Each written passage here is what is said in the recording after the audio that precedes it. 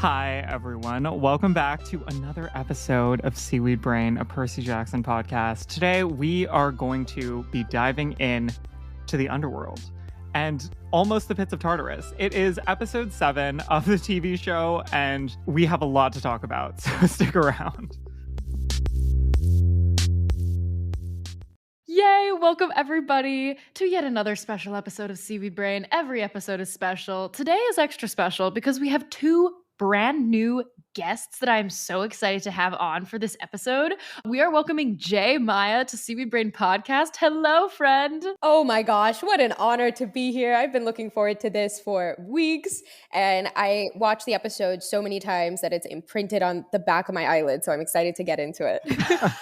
You all may know J.Maya from her prolific career as a singer-songwriter, creating music specifically full of literary and Greek mythology references. I'm sure that listeners of Seaweed Brain and listeners of J.Maya, that Venn diagram is probably a circle. You also might have seen her on season 45 of Survivor. My sister and my sister's boyfriend said to tell you that the way that you got off the show was not right. They were like, it wasn't her time. She didn't deserve to go. You have no idea actually how much that means to me. Thank you. But if it makes them feel better, I feel like it's the Percy Jackson universe where I, went off the show, but then I just regenerated like a monster. So I'm back, ready in action. I'm back on the internet here on Seaweed Brain, regenerated from Tartarus. Exactly. Our second brand new guest who we're welcoming today is my dear friend Sophia Raines, all the way from Los Angeles. Hi, I'm Sophia. So excited. If I could talk to my 12-year-old self who was really into these books and say that I'll be on a podcast discussing Percy Jackson, I would not believe her at all because I hate public speaking, but here we are. I'm really excited I convinced Sophia to come on the podcast because not only is Sophia a genius screenwriter and filmmaker working in LA, but also is the only person on the earth that I talk to more about media than Carter. Like the only person who I'm constantly discussing everything I see and digest with more than Carter. So it's only right that Sophia join us here today. And I'm excited that Carter and Sophia are meeting right now. That's like 2 halves of my brain connecting. It's actually crazy watching you speak, Carter, because I listened to you for the past 5-7 weeks, and it's like, wow, Love is Blind when you see people out the pods or that's your voice speaking. Okay, we're having a reality TV moment today.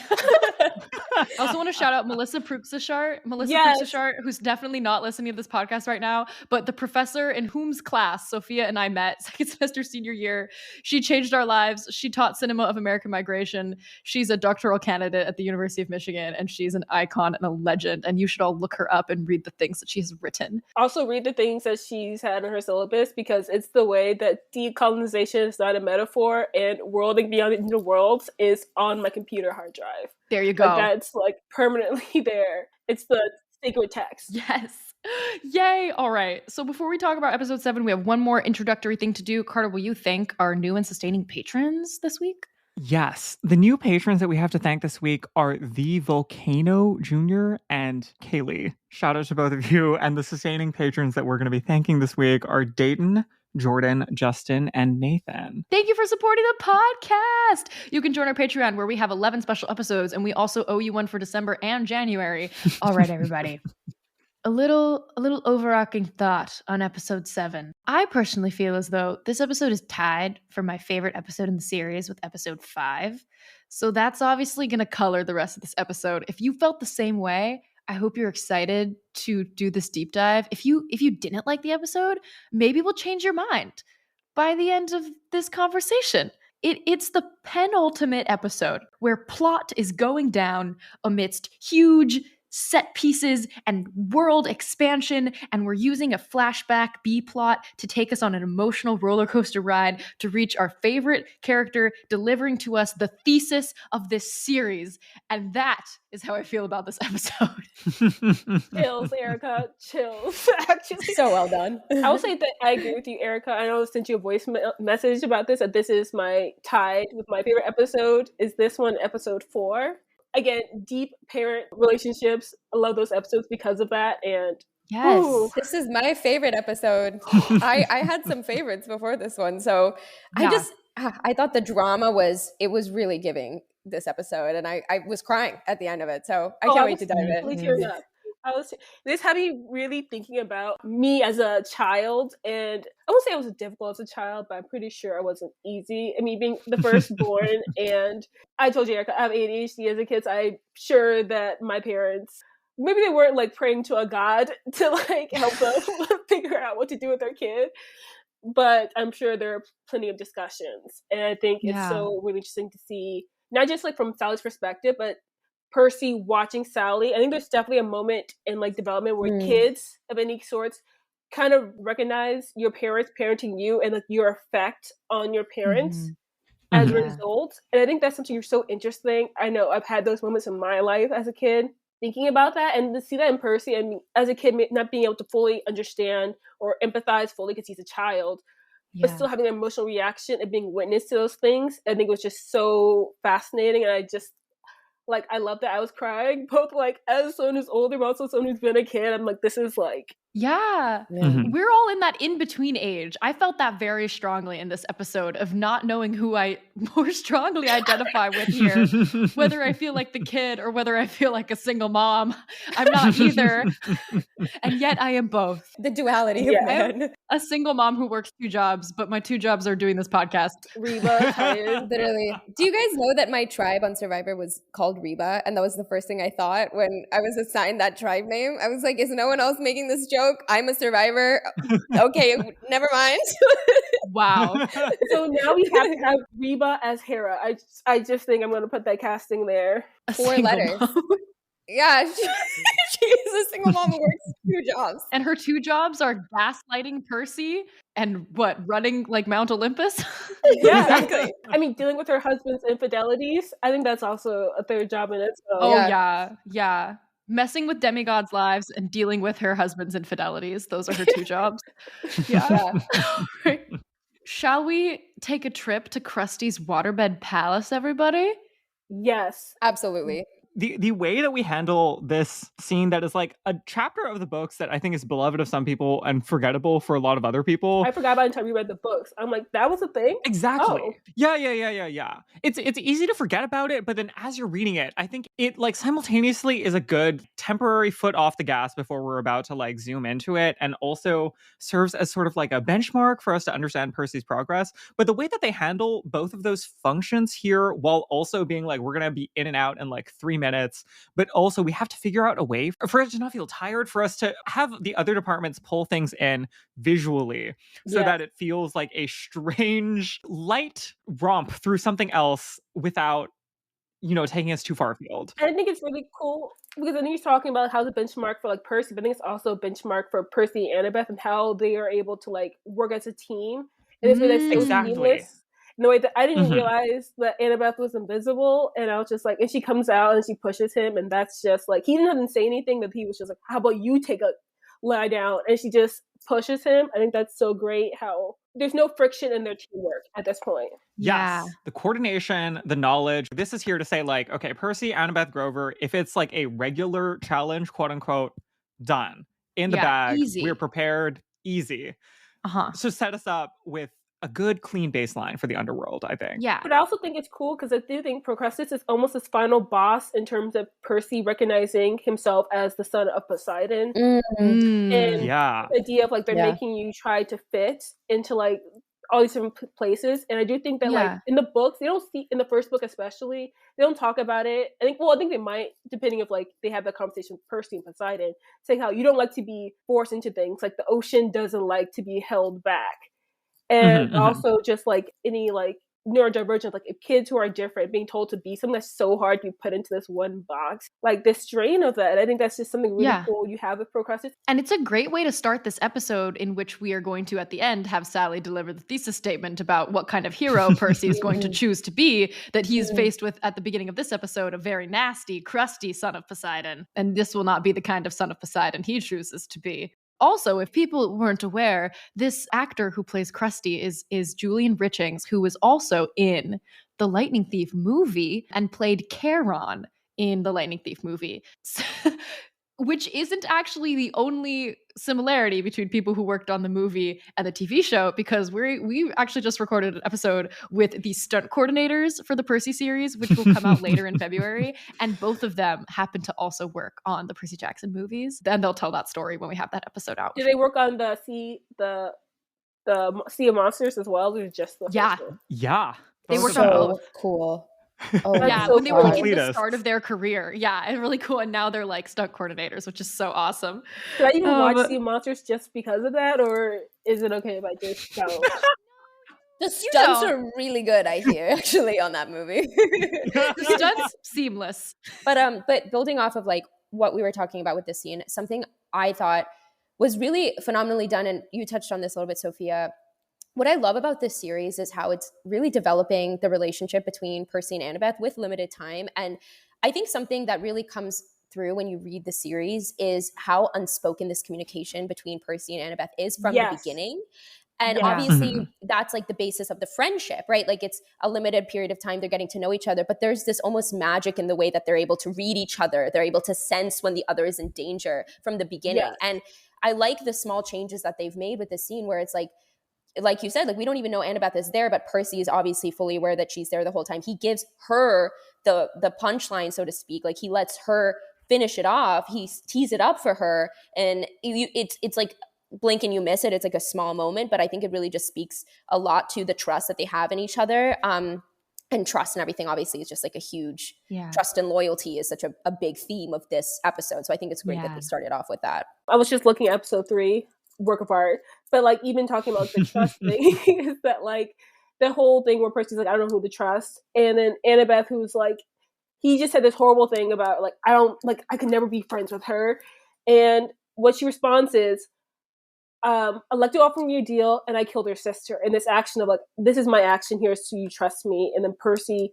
mirrors that in the same. And then ever since then, there's this really, like you said, unspoken thing of like, we are fully aware on the same page of what the other has done for each other before we were even on good terms. Yeah, once the evidence is there, they trust each other. It's not blind trust, but it is like very logistical. This is necessary in order for us to move about the quest. And so let's just trust each other and work together, because they are very excellent coworkers and quest partners. Yeah.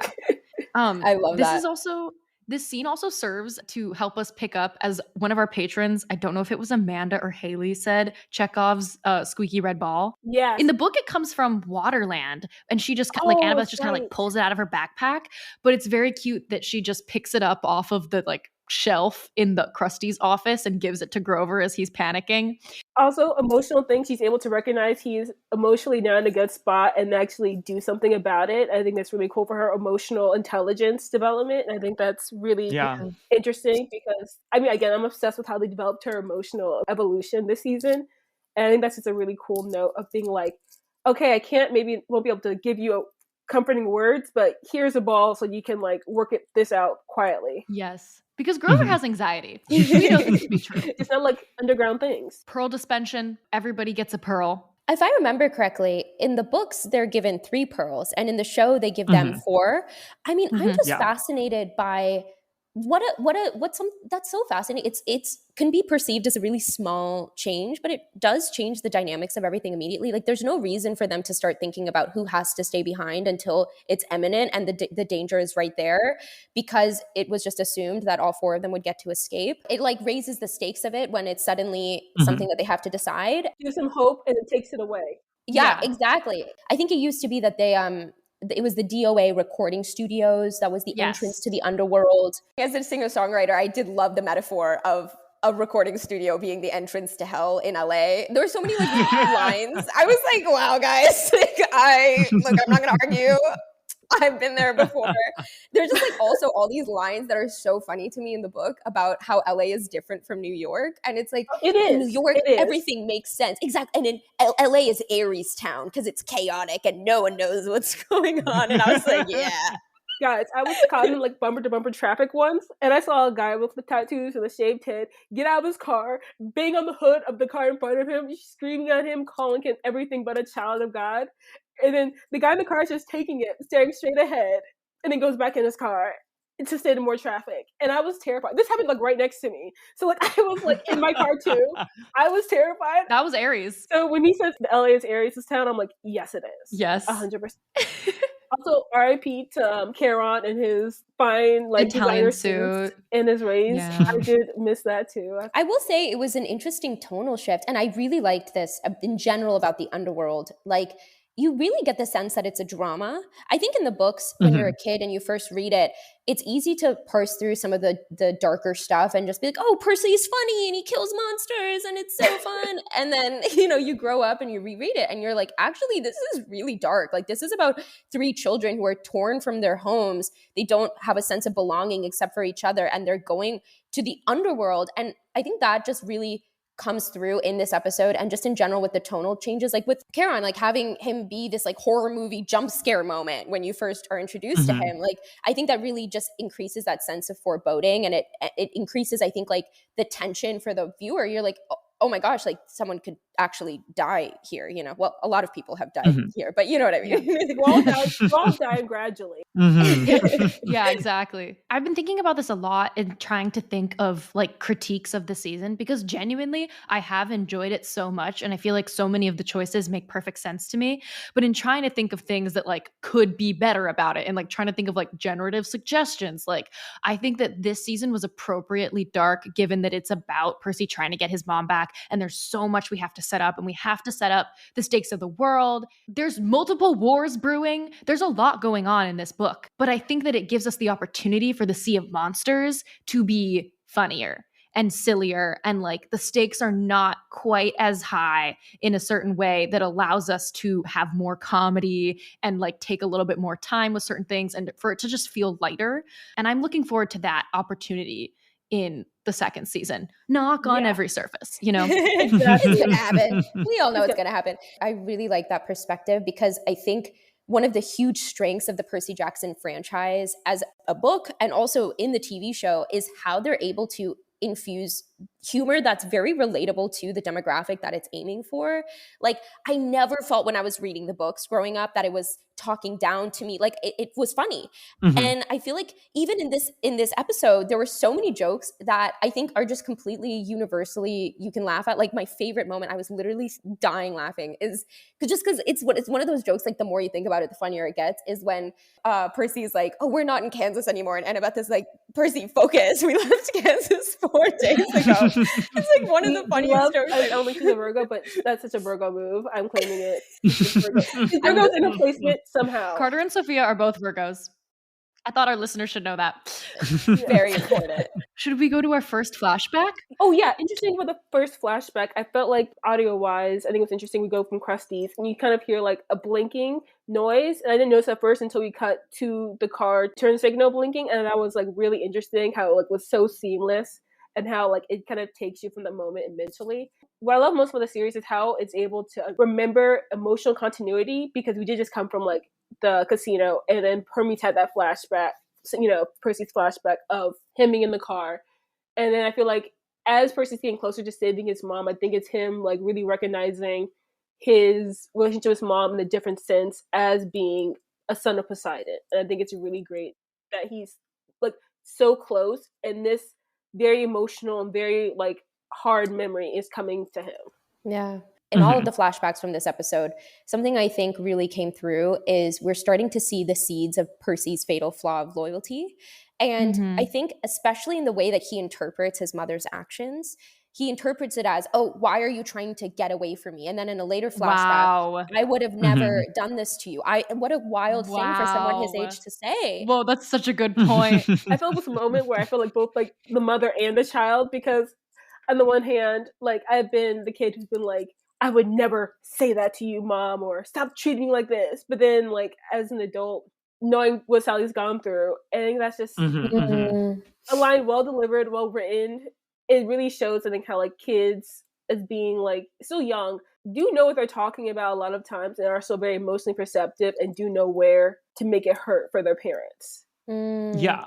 100%. And also this juxtaposition between Percy's worldview at this time and something that he struggles with throughout the series and in future series. Like, where is the line between I would do anything for the people that I love, I want to be with them, I want to protect them, and sometimes there are things that we have to do that hurt the people we love that are still necessary, that we see that in this episode, in the culmination of like, my mom is there, I can save her, but ultimately if I do this action, it will help us all in the long run, and his struggle with that. And I think it's so brilliantly just kind of exemplified in these scenes where he just can't fathom why she's acting the way she's acting. Also, I think it's good foreshadowing. He's like, I would never do this to you and leave you alone. But it's good foreshadowing for what he has to do at the end of this episode. He's like, I'm not going to throw away my shot. I'm not going to throw away my shot. But that's exactly what he does. But I think it's so great because I think it's, again, like you're saying brilliantly, Maya, it's like, I'm just thinking from a child's perspective of like, no, like what I want is how things should do. Like what I feel like this is so simplistic, but then realizing that sometimes the best things to do we can do for people or for the bigger picture is to hurt them, is to sometimes leave them behind. And knowing that like, well, the thing is like Sally made that sacrifice for him and for the bigger picture of him getting to Camp Half-Blood, and then really recognizing the fact that like, there are sometimes we do have to make sacrifices for people we love. And it doesn't mean that they don't love you or you don't love them. But in the grander scheme of things. Yes. I think that's all correct. I think we we need to have a word about the way that this was portrayed because, little cyber birdies have let me know that there's division in the reception to this performance. Someone messaged me and was like, Reddit is a mess right now. And I was like, why are you on Reddit?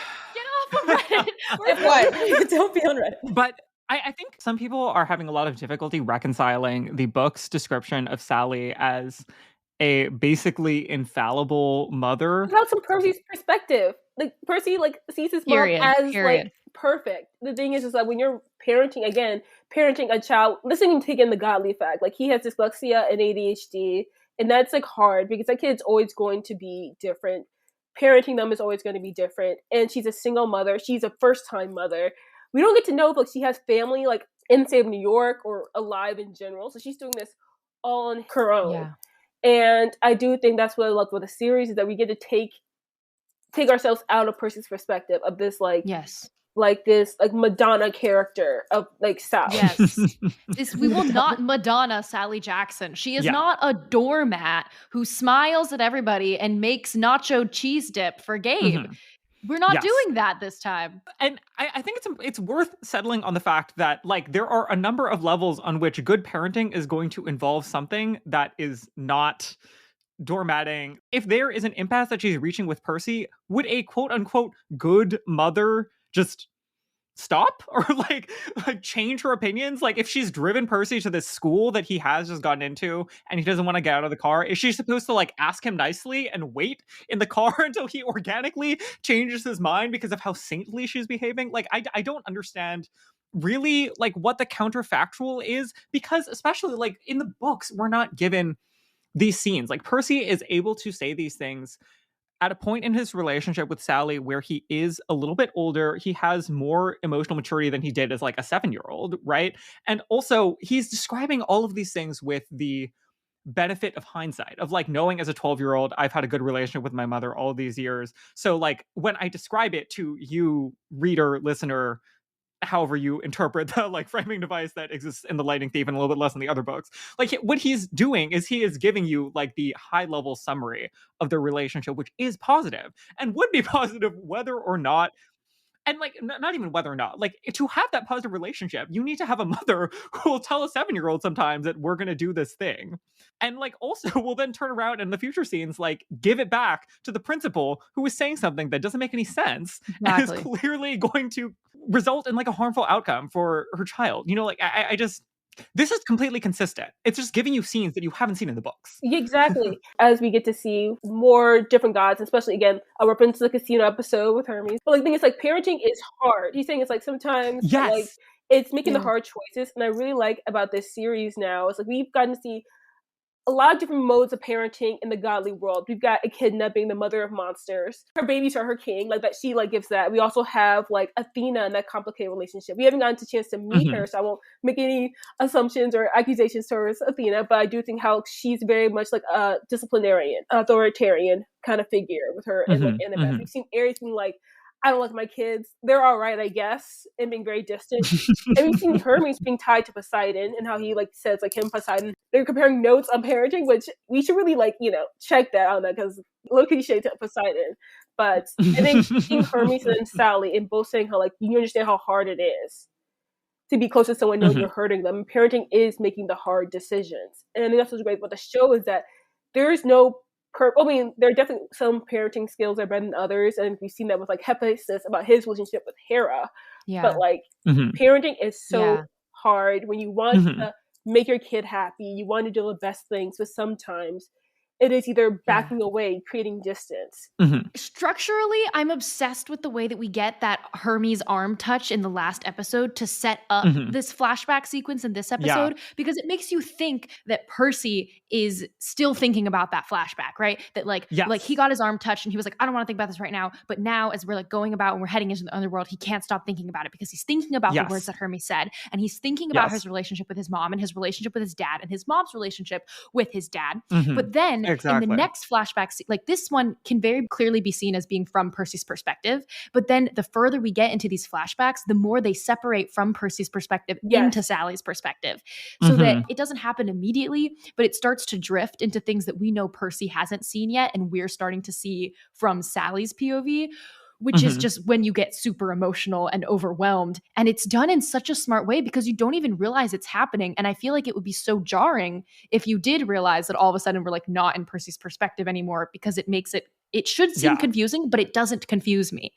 An interesting point though, I wanted to say, like, I think that like what's interesting about like, I think I'll just take all of like the Sally Percy flashbacks in general. Like we've seen with the pool scene, they're very much in the same shot, very together, physically holding the same space. But I think as we get to like this episode, we see these flashbacks, they are not in the same space. And they're always like put at a distance, where we see like Percy is in the backseat of the car, or she's in front seat, and she's outside, or in like the headmaster's office. I have a lot to say about how the scene's composed. But like in like he's eavesdropping on his parents. We've all been in that kind of position where we're like hearing something we're not supposed to hear, and we recognize this dynamic shift. And even to like, the diner, they're sitting like opposed to each other, but also when she goes to like the bar and when she's looking at him like through the glass, like all this needs a separation where it's like, because she knows something that Percy doesn't. She is aware of this bigger thing in his role. And because of that, they're not going to be agreement because she is the parent. She has to be responsible. I'm really obsessed with that point about structure and how it does feel as the episode goes on that the ends of the flashbacks are more tied to things that Percy is saying. Like it feels present. And I think, and maybe this is my brain just going too far off the deep end, but it is interesting to me that in the book, whenever we're introduced to the concept of the underworld, there is this idea that like when you're in the underworld, your emotions change, your physicality changes, like it changes you. And then also we get in this episode new lore about regret and how you are held down by your regrets. You are almost forced to replay all of the moments in your head from your past that you wish could have gone differently while you're walking through the underworld. And maybe it's too far to say, but like what an interesting narrative tool to try to describe why we're going so hard back into Percy's life and the moments that he struggles to put two and two together about still, you know? Yes, and the choices that he made or didn't make. And it makes me want to see the versions of this episode where we see Annabeth's flashbacks as she's walking through the underworld and Grover's flashbacks as they're walking through the underworld. It's almost like, do you still want to do this knowing that you're going to walk through like your best of worst moments? I'm curious, and this is very unhinged, so like apologies in advance if you're thinking way too hard about this, but we're talking about regret and we're talking about the sincerity of the regrets that each of the kids are facing while they're walking through the underworld. Like we have gotten messaging up until this point in the series that Grover has regret about how things ended with Talia, but we also see only Annabeth is really affected by the underworld. And like, I don't know why that is. And it's just something that's interesting to me is like all three of these kids are dealing with regret. Annabeth, I think it's so funny. She's most emotionally repressed, but also the most emotionally involved in this whole quest. Her whole motivations are emotional. She wants to prove something to the gods, to her mother. That's like why she wants to be on this quest so much. She wants to like have something to prove and validate her existence in this world. And of course she wants to save his mother, but that's an objective. Grover is an empath and a satyr. I'm sure he's had like, I don't know, like emotional chants or songs. He's worked through with some of this. Low-key, Annabeth needs the most therapy, and that's why she's the one that gets rooted in the fields of asphodel. Exactly. Like, they all have regrets, but she needs therapy the most. She does. Yeah. Seriously. Again, she's also facing the fact of, like, again, last episode where she does know about, like, with her reason not to touch her, but she's very well aware of how it feels and emotion. Those things are always simmering in the back of her head. And I think that now she's, like, come to contact with how her mother, like, treats her kids. I think she's kind of wondering, what have I done all this for? What have, like, as she's in the underworld, she's facing death, like, all of this, I worked. What is my life worth? Yeah. Wow. What does it mean? And she's looking at Percy and his relationship with his mother, and she's thinking, maybe I shouldn't have left. Maybe I should have, like, stayed with my dad and his dog. Yeah. They're literally going to rescue Percy's mortal parent at this point. All of them have agreed to just go and get Percy's mom. This would be a great time for Annabeth to really be thinking about how badly she wants to reconnect with her father. Also, like, the memory of, like, right before this, we see, like, her playing with serviettes, and, like, she's saying, yeah, like, my dad used to have a dog. And this, like, memory of home that's hitting her as a kid. So real. She says it so whimsically, like she's, like, lost in that memory about that, like, maybe there was a good time. Wow. It's, like, hitting her, like, facing death. She's thinking about, like, I might not see my dad again. I might not see his dog again. I might not be able to, like, make it right, or any guilt she has about that. Yeah. And I think on Grover's end, he probably is, well, like, he is the most emotionally mature out of all of them. He's the most mature out of all of them because famously he is He's 24 24 years old. He's famously 24 years old.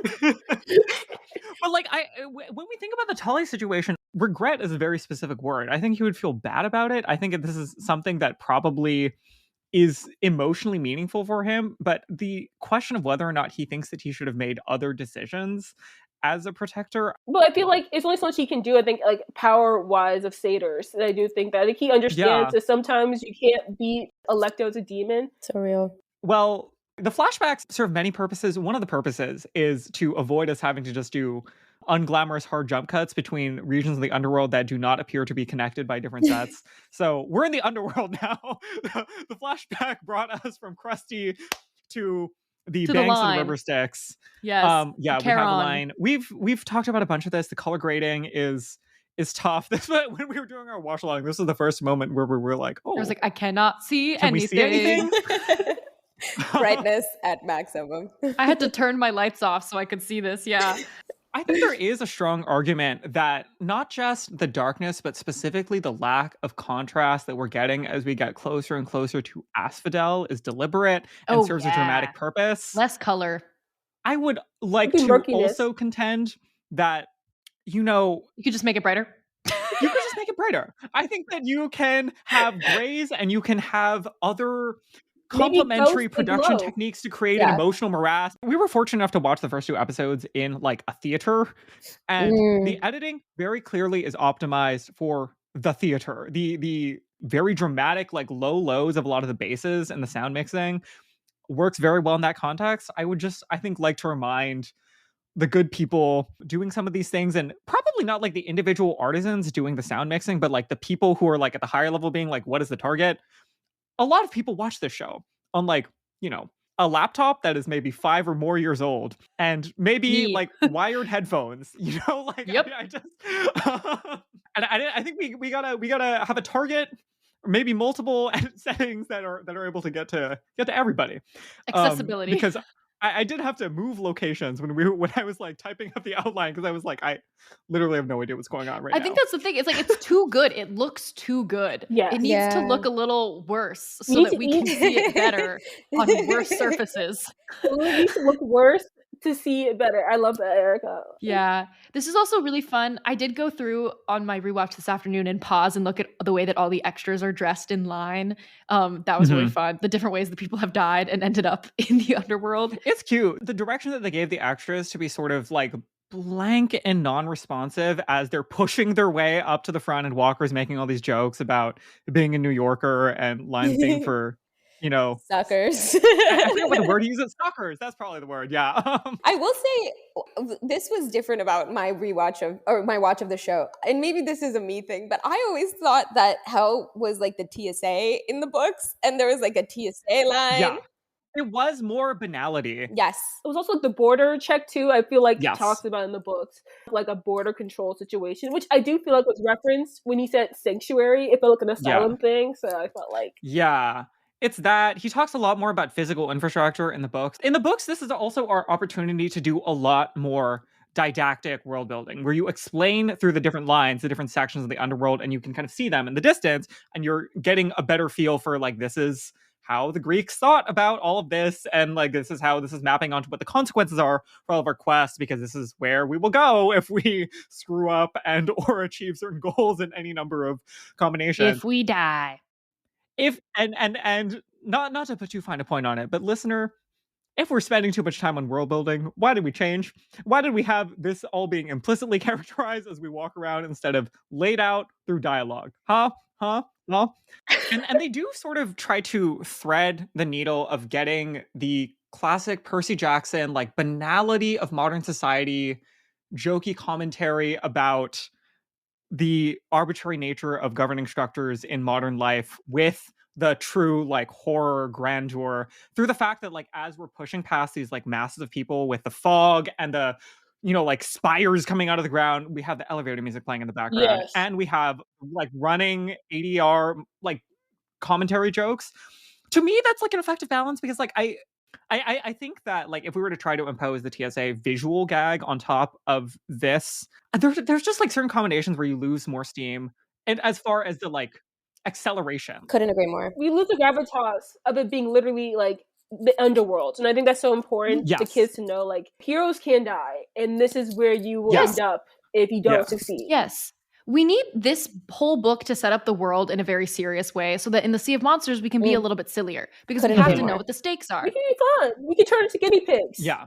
And there are different jokes that do very different things for pacing, right? Like the idea of like transforming the entrance does a super different thing as far as the ratchet that we have going up and up and up and tighter and tighter and tighter on the stakes and the tension of the episode.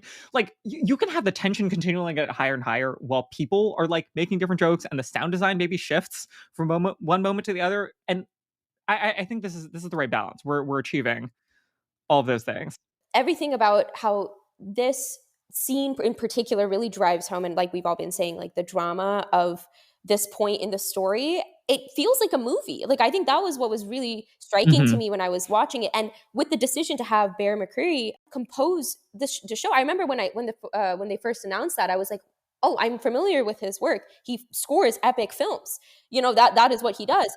How I was fascinated and curious about how that was going to kind of, as we're discussing, coincide with the humor and the levity that I think I've come to associate with Percy Jackson. And I think it's done really well, because at the heart of this series and at the heart of this episode in particular, I think it really drives home what I think drew us all to the Percy Jackson series in some way when we first started reading it, is that it is a modern day epic. It is a modern day hero's journey. When you read the Odyssey, you're not necessarily reading ahead to see like, what witty quip is Odysseus going to say to Circe on the island? You're reading it because you're like, what an interesting story of human triumph over inescapable odds, and what a story that keeps me on the edge of my seat that I don't know what's going to happen next for. And I feel like that really comes across in a lot of the drama that is with the shading, with the vast, and to talk about the set, the vastness of the underworld. It's almost more equivalent to like Dante's Inferno. Yeah. I like the vastness of it, because it feels like kind of like Death too. Like there's so much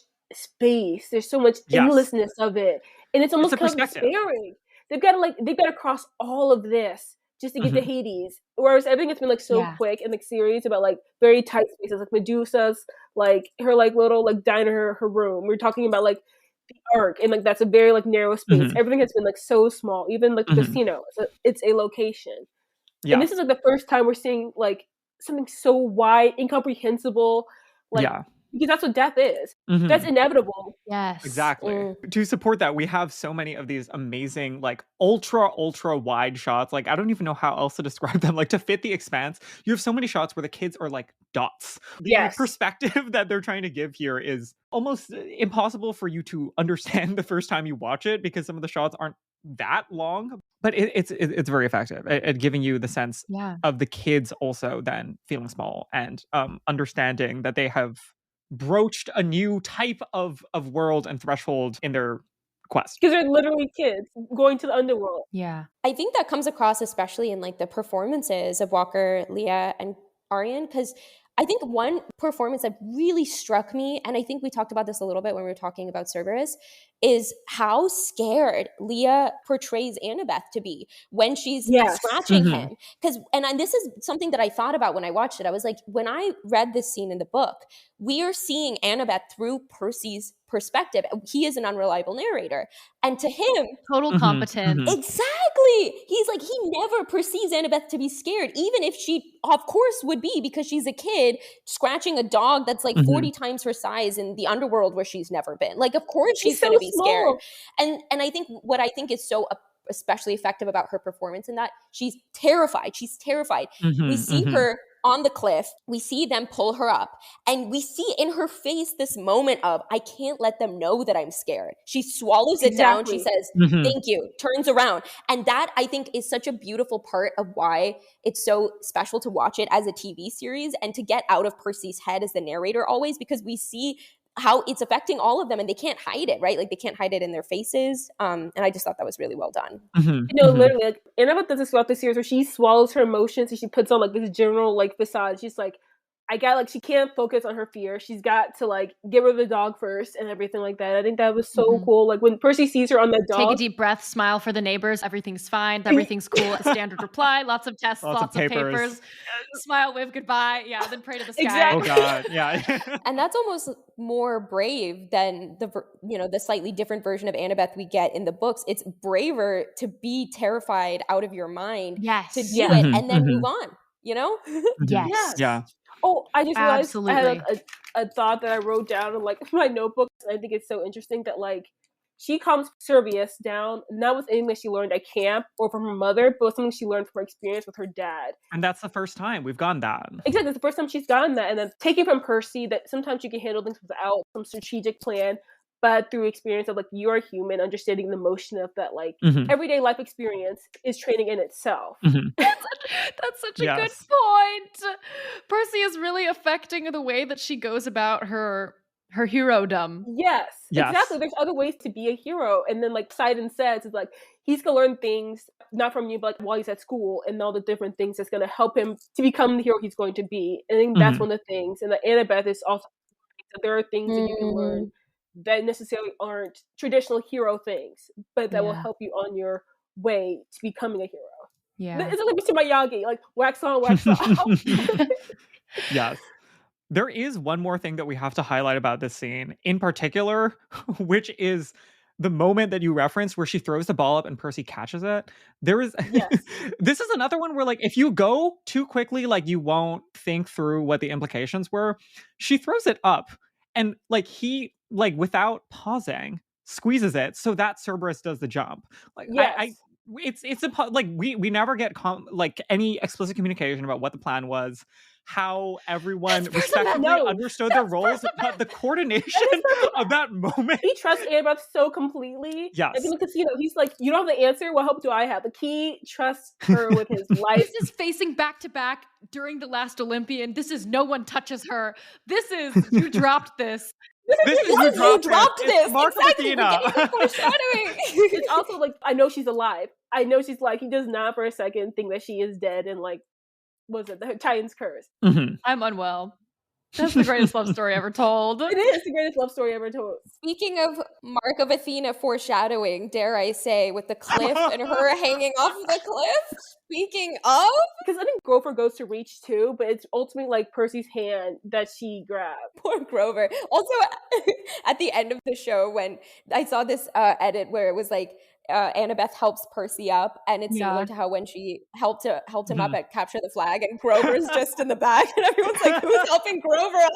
Honestly, though, I will say I see you, Grover, as another 24-year-old who's just like, honestly, just witnessing the growth of Perciveth and is just there for the ride. Like, as a 24-year-old with chronic anxiety, just watching Perciveth fall in love. That's me for real. Yeah, we can all call ourselves Grover Underwood. Me in the backseat of the car as Percy runs the car into the wall because he's staring at Annabeth too hard. I literally never thought Grover would be the most relatable one in the trio, but I guess that's what aging does to you. I think Grover has some full stop great moments in this though. Like obviously he took a bit of an L when he got eaten immediately by Cerberus. But Immediately.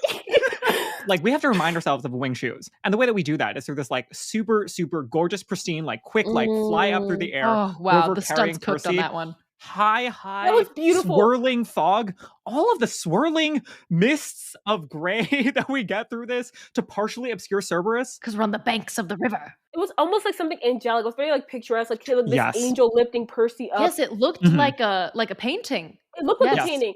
I think something so interesting about Annabeth. Again, I will say this: Annabeth has sacrifice complex. I do think that it's because everything she witnessed with Thalia, and she witnesses like that is the epitome of a hero. It's to sacrifice. And then the scene is like, you take Percy up, because she puts like the mission above everything else. And it's like, I will figure out some way to get up. And she's watching Percy just land to safety. Oh my gosh. Mm-hmm. The important thing plot-wise about this is that we lose the pearl in the dog. Grover loses the pearl. Mhm. As soon as they put those pearls in their pockets, I was thinking Polar Express. I was like, you don't know there's not a hole in your pocket. Yes. Why I would you was do thinking that? too. Your pocket doesn't have a zipper. Why don't you put this in a safe, zippered compartment? No, they should have put the pearls in Annabeth's like side purse. In Annabeth's satchel. A pearl of wisdom here. Come on, Maya. But the fact that the pearl is in the dog, I think this poses... When is the dog getting Montauk? When is Cerberus going to pop up on the beach? I really feel like there's an alternate version of this story in which Cerberus participates in the final battle. That's what I was going to say. No. Like, we ride Cerberus. There is a post-credit scene that should have existed in this episode. Like, the Ares fight happens, and then Cerberus pops up on the beach and, like, eats Ares. I love that. I would be not mad at that at all. So much Avengers, like we have a Hulk comes out and he just smashes Loki, but it's just Serbius like throwing Ares around like a rag doll. And we have like Keys come up being like, Serbius, put my brother down. Yeah. Not again. We're going to take an ad break here while they go to commercial break, and then we'll be right back. All right, welcome back, everybody. It's Act 2. We're in the second flashback. Sally in the principal's office with Percy sitting outside. This is where I'm starting to say we're starting to transition out of Percy's perspective and into Sally's perspective, because we start with the shot of Percy sitting outside of the office listening. But then we cut to this profile shot of Sally where you can see her sitting in the chair in the principal's office, and baby Percy is like in the blurred out background, just smaller in the back of the screen. And I don't feel like he can hear everything that's going on. Mm-hmm. So it's like we're cutting into Sally's perspective here for the first time as we get this brilliant and emotionally affecting scene of her arguing with the principal. I think it is really cool how it parallels the dream he has with Kronos and the traitor. And I think it kind of always puts into a different perspective. The headmaster's office isn't just a scene from like the first episode where Percy feels powerless and betrayed by Grover, but it's also a sight of like things happening that he can't quite fully grasp, understand, because it's not for him to understand just yet. Oh, and it's a bigger picture, authoritative figure. You guys are so smart. The way it's shot too, it's like this very like, this is a jar, and it's like him like looking through like this slit in the door is exactly how Percy is when he's watching in the dream. I think that's just so fascinating to see these like parallels, how like even Kronos wasn't just like maybe tapping into an older memory of Percy for this. Because I was thinking, what if it was just the headmaster scene, but that wouldn't make sense because it's shot so differently. But this feels like the bigger parallel, how like maybe Percy's saying how, look, your mother abandoned you. He's putting in that sight of like, she wanted to get rid of you. She couldn't stand to have you with you. Like implicitly, he's putting that onto her to alienate him, maybe emotionally, which is why he chooses that form and that kind of like mise en scène. Yeah. I really thought Sally's character was brilliantly fleshed out here. And something I really liked, and we've touched on this a little bit when we talked about Sally, the non-dormatification of Sally Jackson is in full effect. We see that Percy is the way that he is in so many ways just because of how his mother raised him. And there's so much I think we take for granted about Percy's character when you read the book for the first time. Like, it's just understood that he is a good person. He'll fight for the little guy. He'll like represent the voices that he feels like are not heard and brought to the table. And I think because, again, he's an unreliable narrator, we don't necessarily see the connection to Sally and how she raised him and how strong of a woman she is and how she is stubborn and how she will fight for what she thinks is right, including with this principal. There's this line that's just like chilling where she's like, so that's not going to happen. We're going to sit here until we figure out what's right. And we see eye to eye with the principal. And I think that comes out again in a really good, and it's a good idea to have a flashback to depict that. And then one last small note is like, when the principal was like, he's been drawing paintings of a horse. I was like, what do you mean? Huh? Like, I probably did that all the time when I was in elementary school. But I think, if anything, it was actually, I thought about it a lot, and I was like, maybe that was intentional. Maybe it's meant to show how rigid some of the, schooling requirements are for children that age. And obviously an undercurrent of all of this is like Percy's neurodivergence. And I think that's really well done. And I think it was actually quite illuminating to have the conversation with the principal and his perspective on Percy's learning issues and everything in this episode. I think it was really well done. Jumping off of that, like, Percy is the way he is because of Sally Jackson. And then what I love most about the books and how they've demonstrated this in the series is that Percy does not care about authority. I think he has a very much an authority issue. I think seeing that with Sally being like, you're telling me to leave, I just drove all the way up here, this isn't right, telling off the principals, like, he drew a horse, so what? I think that flippant, like, just because you're in a place of power does not mean you're right. I think that's exactly how Sally raised him to be, to question things. Something, I don't know if I'm going to articulate this well, but like having this scene reference directly back to the montage that starts out the entire season at the beginning of the first episode, when it's like, even though he's saying like, you don't want to be a half-blood, blah, blah, blah, it is like very romanticizing and it's very fantastical and it's setting the scene for everything as we're hearing the scoring and like Walker is doing this awesome voiceover. And then now we're in episode 7. Like I said, we're switching into Sally's perspective and we're getting this much more grounded, painful look at what was going on back then. We're getting Hermes, do you know what it's like to love somebody so much and hurt each other, look at everything that we already learned. And it's forcing us to really take a more grounded perspective, looking back at all these things and looking at where we are now and our relationship with Sally. And like, as cool as this world is and as cool as mythology is, like, she is the one who's having to take care of him and make sure that he's safe. And like Carter made a great point in the note saying like, we have to be hungry for Sally when we get to Hades' palace. Like we have to be thankful for her and all the work that she has done and like think about how much she means to us so that we want to get her back so bad. And then when we don't get to get her back, it is that much more painful. Wow. At the end of the episode. Agree. I mean, it's a drama like that. This is such a good use of time in the series to show why Percy is the way he is, why the things that matter to him. I think that's like, it's the best decision I think that the series did, is to really expound on this relationship between Percy and Sally, and not just in this, like we said, one note way, oh, she's my hero, oh, she's so perfect, in a really tense way to actually show like the reality of it.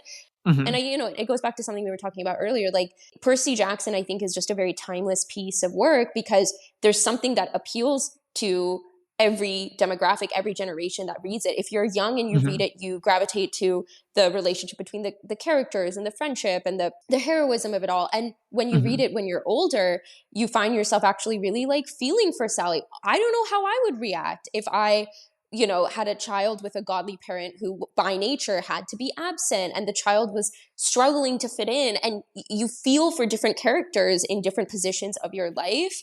And I think what they did is so smart in creating the show to be similar to the books, where it's relatable to people from every generation. There's something you can really find yourself rooting for, I literally was shocked when I, at the end of the episode, found myself being like, yeah, I guess Poseidon can't interfere. I was like, wait, what?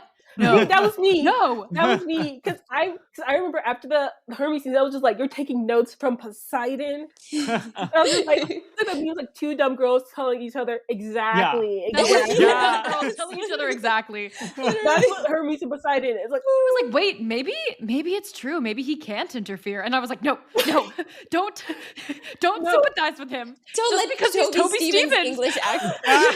It is Toby Stephens' accent. It is his accent. It's me being 24 years old and being like, yeah, we do have to make sacrifices and the world isn't black and white, I guess. The setup is good for it. Again, it's like many series. It's not that hard to write a story about a little boy with a sword. You have to have an angle. You need to have something that you were saying about like the modern condition through the work for it to like endure across generations. And so for this, in the adaptation, for them to decide that like in the episode where we're in the underworld and we are the most completely detached from the like real world parallelisms, that we're going to insert these like hard stops to the action to do the like classical drama flashback. I'm explaining a relationship with your mother. We are like re-examining what it means to make a hard choice and how you think through those decisions. Who can say that? Who can claim that mantle very few.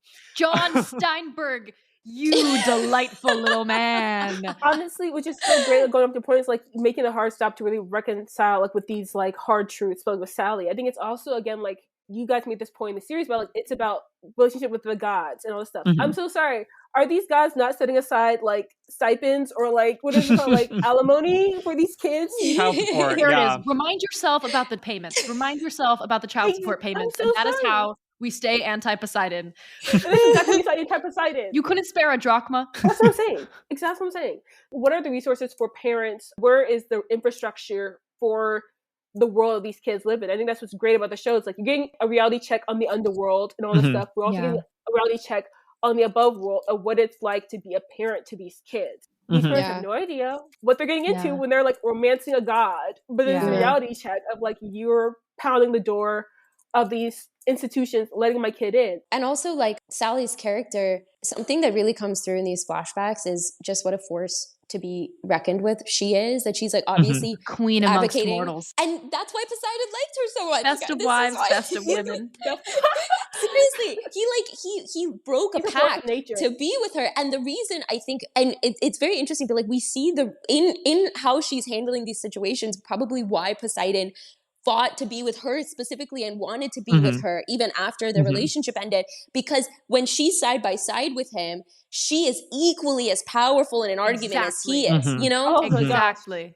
I don't know. This goes back to the pearls, but I think what's great about what I love about the series and why I was thinking about why four pearls when I was at the end of episode 6, but I think it's Poseidon recognizes how much Percy needs his mother. He sends 4 pearls because he's like, Percy needs his mom.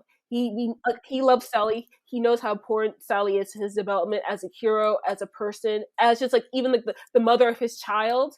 And he's like, I'm going to try. If I can't save her myself directly, I'm going to make sure that you can at least save your mother. Because that's you need that more than you need me. Yeah. You need your mother. Yeah. And not to spiral too much, but thinking about how strong Sally is and how strong you have to be to hold your own in a relationship with a god, and how strong, like all of these characters' mortal parents have to be like the strongest, most incredible, fearsome mortals ever, which makes me think of May Costello and how amazing and like fortitudinous. Yes.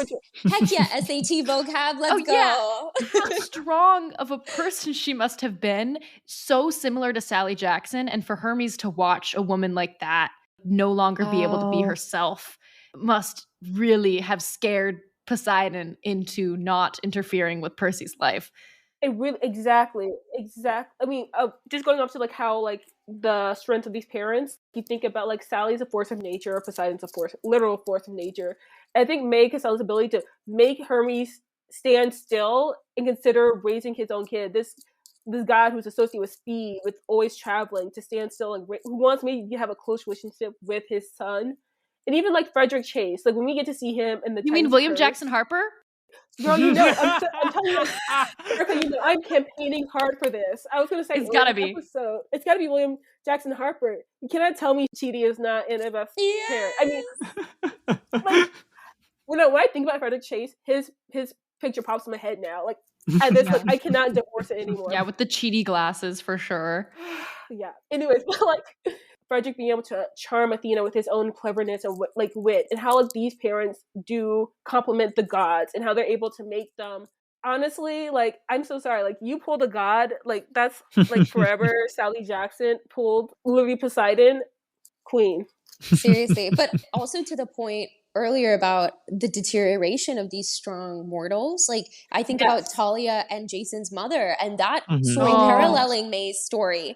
It's common. It's like these strong mortals, are romanced by these gods, and then they are left to pick up the pieces, both in their lives. I mean, in the case of Frederick Chase, like he and Athena never, without getting too graphic, like they never even engage in the activity that produces children, and he is like expected to raise this child. And for some people, that in conjunction with the fact that they're showered with like, I'm just trying to think about, okay, imagine Greek mythology is real. Imagine all of the things that I've ever wanted to be real are true. Poseidon comes to me, tells me that he thinks I'm beautiful. We are romantically involved. I now know this world We're pulling to you exist. out of that. We're pulling you out of that situation.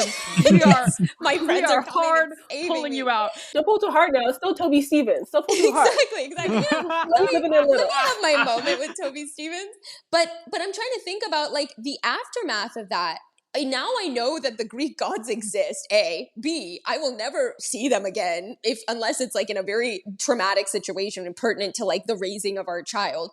And I have no powers. I have none of the benefits that come to knowing about this world. I only have to suffer the consequences. We talked about a lot of this already. Like, we're in the fields of Asphodel. We talked about being bound by regret and why Annabeth is the one who gets bound and not Percy and Grover. But this does also set up a fun new dynamic for the rest of the episode. Not new, but a fun separate dynamic for the rest of the episode where it's just Grover and Percy to finish out the underworld quest. And I think that's worth talking about, like why we would do that, what it adds to the rest of the episode. I loved the decision personally. I feel like I love Perciveth probably more than I love most things in this world. But in general, when I've read The Lightning Thief, like every time I reread it, I find myself so connecting to Grover. And I feel like Grover and Percy's relationship is one that's actually quite crucial to the rest and the development of the future books. Like their empathy link in the Sea of Monsters.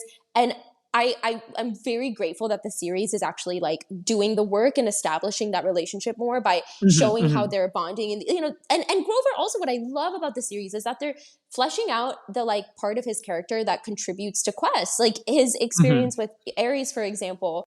Again, Grover was Percy's first friend, first person who felt like he wasn't alone. And I think it's so much important to have that in the world. The symmetry. And he's going to get his mom back. And Grover was there for that. Grover is like literally like Percy's, I mean, eventually this becomes Annabeth later in the series, but this is right now, like Grover is Percy's link to life, to the world, his strongest emotional connection at this point.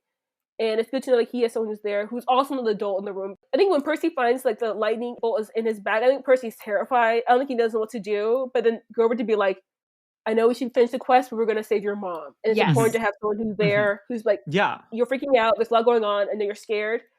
But we're going to do this, to say we're doing this especially because that's why Percy chose Grover in the first place to come on this quest with him, because he knows what Percy is really there for, to get his mom back. Exactly. And he's the one who told him about his mother. He's the one who said in the first, that scene when Chiron and Dionysus wouldn't, he's like, your mother's in the underworld. We can save them. They're telling you one story, but here's something else you didn't know before. And I like that because from the beginning, Grover always knew what was the important thing to Percy and did what he could to make those things happen. Yeah. I think that it's worth noting like a few like more technical like dramaturgical elements for why this works. Like it feels right to have Grover and Percy together. I think that it helps a lot with our pacing and the tension that we're building for one of the pearls to disappear. For us to like crunch down on the amount of possibilities that are available to us. Like we know intellectually already at this point that only 3 people are making it out, but for Annabeth to leave, the like math of like 3 people, 2 pearls feels and is worse than like 4 people, 3 pearls, Yes. Also, this is a side note about the pearls and everything. I think the reason like in the books when Percy, it becomes down to like the 3 pearls and like the 4 people, and he realizes, because each of them like tries, Grover and Annabeth both volunteer to be the one who's left in with Hades, and Percy says, I realize these 2 people could never betray me. Which I think what they're doing in the series, which is interesting, is that when we don't know what Annabeth, I think we know, but like first narratively, explicitly, we do not know what Annabeth's regret is. And there's a look that Percy gives Annabeth. And it's almost I can always hear Medusa's voice saying, she's going to betray you, as he's looking at Annabeth. I think he tries to just wait it because he wants to trust Annabeth so much, but there's a slight doubt.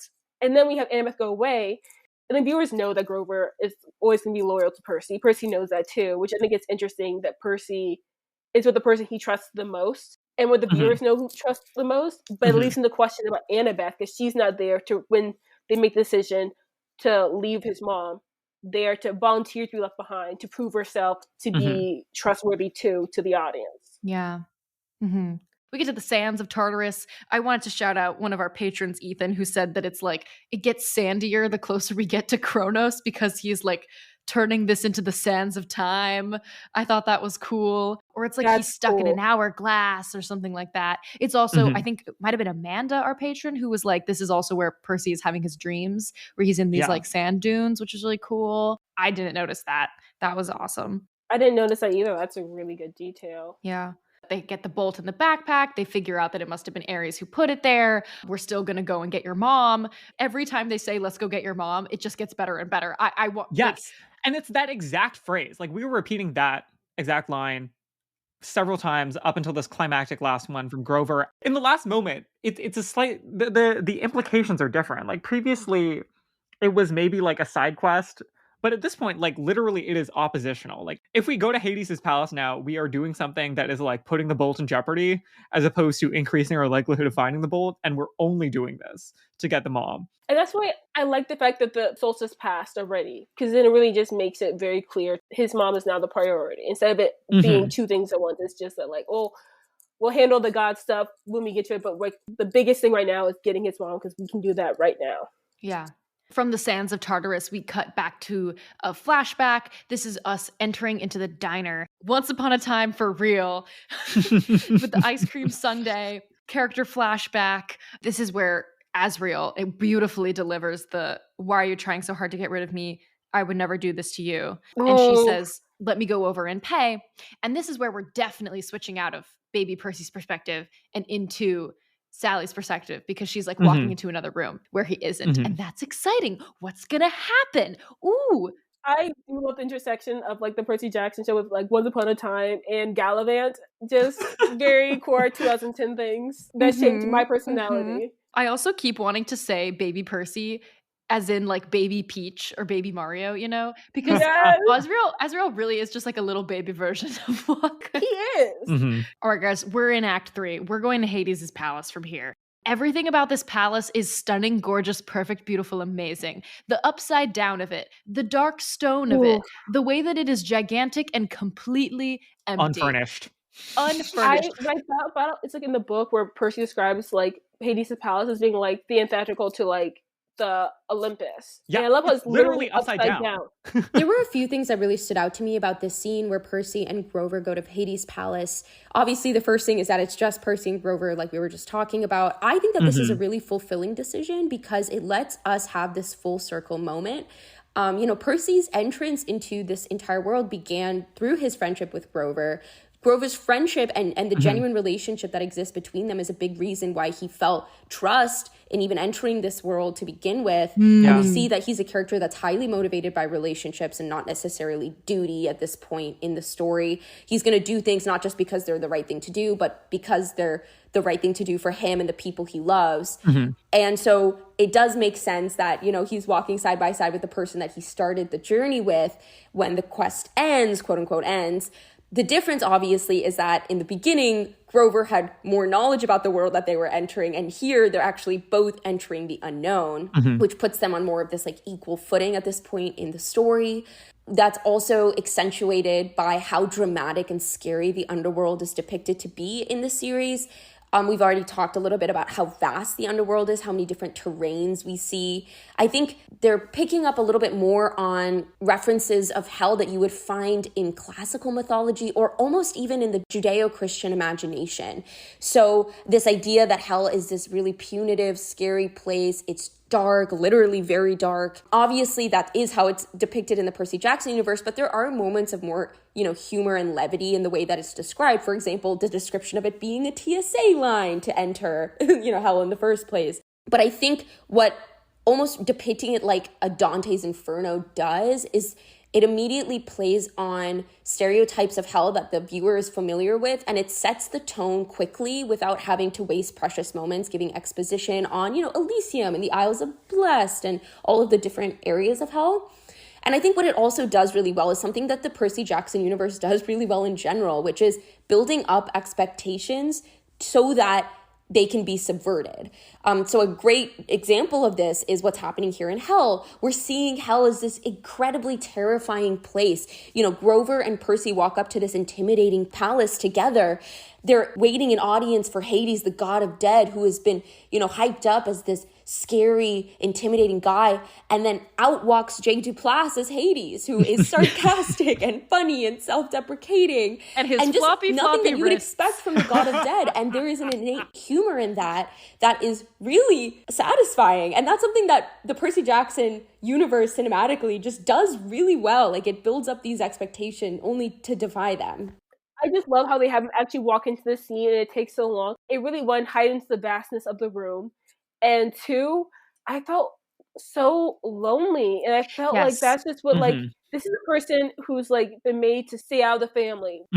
He is truly an outcast by the family. And he said, well, I'm just going to build myself in my own palace. And he did it, but there's none of the warmth, none of the love. There's none of the brightness and, like, liveliness that comes with Olympus. This is an important question that I think we want to talk about, which is that in this characterization of Hades, where he's saying, like, oh, I don't go up there, like, God, they have the drama, like, I'm drama free. Are you? Is he lying? Yes. I think the giant vast emptiness of his palace is, like, important to highlight the fact that he isn't actually coping as well as he wants to pretend he is. He's pressed. He built a whole palace upside down. He's pressed. It's living rent-free in his brain. Interesting thing I was thinking about that came to mind when I was watching this and goes to the point. A lot of people forget, but Hades is the oldest child. He was swallowed first by Kronos. He spent the longest time. And I think that's kind of like in, like, sometimes in mythology, that's why he's kind of like more wispier. Like, he's the oldest. Like, he's more familiar with his dad than any of them. He's the one closest to his dad physically in the space of occupying Tartarus. He is constantly reminded of the threat. He was the first to witness the full brutality of Kronos. He's very, very well aware of what's going to happen. And as the oldest, he kind of takes the responsibility of, you need to give it to me. I need to take this because my younger brothers are fighting, but I've got perspective. Yeah, that's true. There is an important moment where Percy and Hades haven't fully, like, reconciled what's going on. They're, like, talking past each other still, and Walker delivers this little monologue that is very strongly reminiscent of Annabeth's monologue in episode 5, where Annabeth is, like, basically instructing Hephaestus about what is wrong with Olympian justice and relationships. And Percy is giving a similar version wherein he basically is saying, like, I'm going to state all of your beliefs and what I've learned about how the Olympians work, and I'm going to tell you that they're wrong, and I'm just going to implore you to behave differently. He was right. It's wrong, and I won't do it. So all I can ask you to do is the right thing too. It's clearly not going to work on Hades, but it's so... They had to set up the parallels. And it does feel at this point like something that Percy would try. I have to say, my favorite line in the entire show has to be, I seldom cahoot, because I love that is so amazing. out of pocket. Brilliant. The way that you can just hear Nico D'Angelo saying that too, like father, like son. And I think there was something else about how Hades was characterized in this scene that really stuck with me. You know, we see Hades almost overcompensate by talking about how much he has down in the underworld, how vast his kingdom is, how beautiful his palace is. But then we also see, and I think this is some really phenomenal acting by Jay, we see that as soon as Percy talks about Kronos, he is immediately scared because he is alone. He immediately says, and it's literally instantaneous. This is the god of death, hearing that Kronos might be reawakened, and he's immediately asking Percy, a 12-year-old child, for the Master Bolt because he needs to protect himself because he knows nobody else will. This man might, in his heart, just be lonely. He might want a companion. He's lonely. See that there's nobody else that he can really talk to in this entire palace except for these kids. Maybe that's why he even had Percy's mom frozen, just waiting in the living room for someone to talk to. It's giving you, like, he's a little bit funny, he's pleasant, like, it's subverting a lot of our expectations, but, like, not in a complete... It's not like a 180, you know? Like, Hades is giving you someone who is, like, ruthlessly practical, but not at the cost of being, like, a little bit funny and, like, perfectly reasonable to talk to. And, like, he's not gonna, like, hurt you just because And a little fabulous. And a little fabulous. What is it? The Helm of Darkness? The Helm of Darkness. I felt seen. I love him.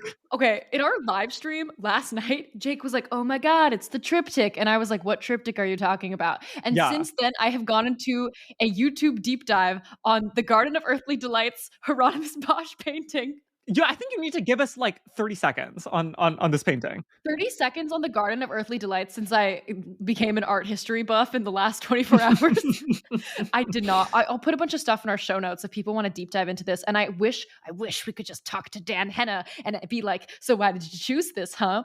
But it makes a lot of sense because like this painting coming about in a time like in the Middle Ages. Like late Middle Ages. Burgeoning into the Renaissance. Burgeoning into the Renaissance, but at a time when like Christianity was very big, and like some people think that like Hieronymus Bosch was kind of like a precursor to surrealism. But the difference between his work and surrealism is that at the time that he was painting, all of this stuff was very much thought of as real. Jesus Christ is real, hell is the consequence if you sin. And this being a painting that like talks about like sin and like the descent into sin and all of that being considered real.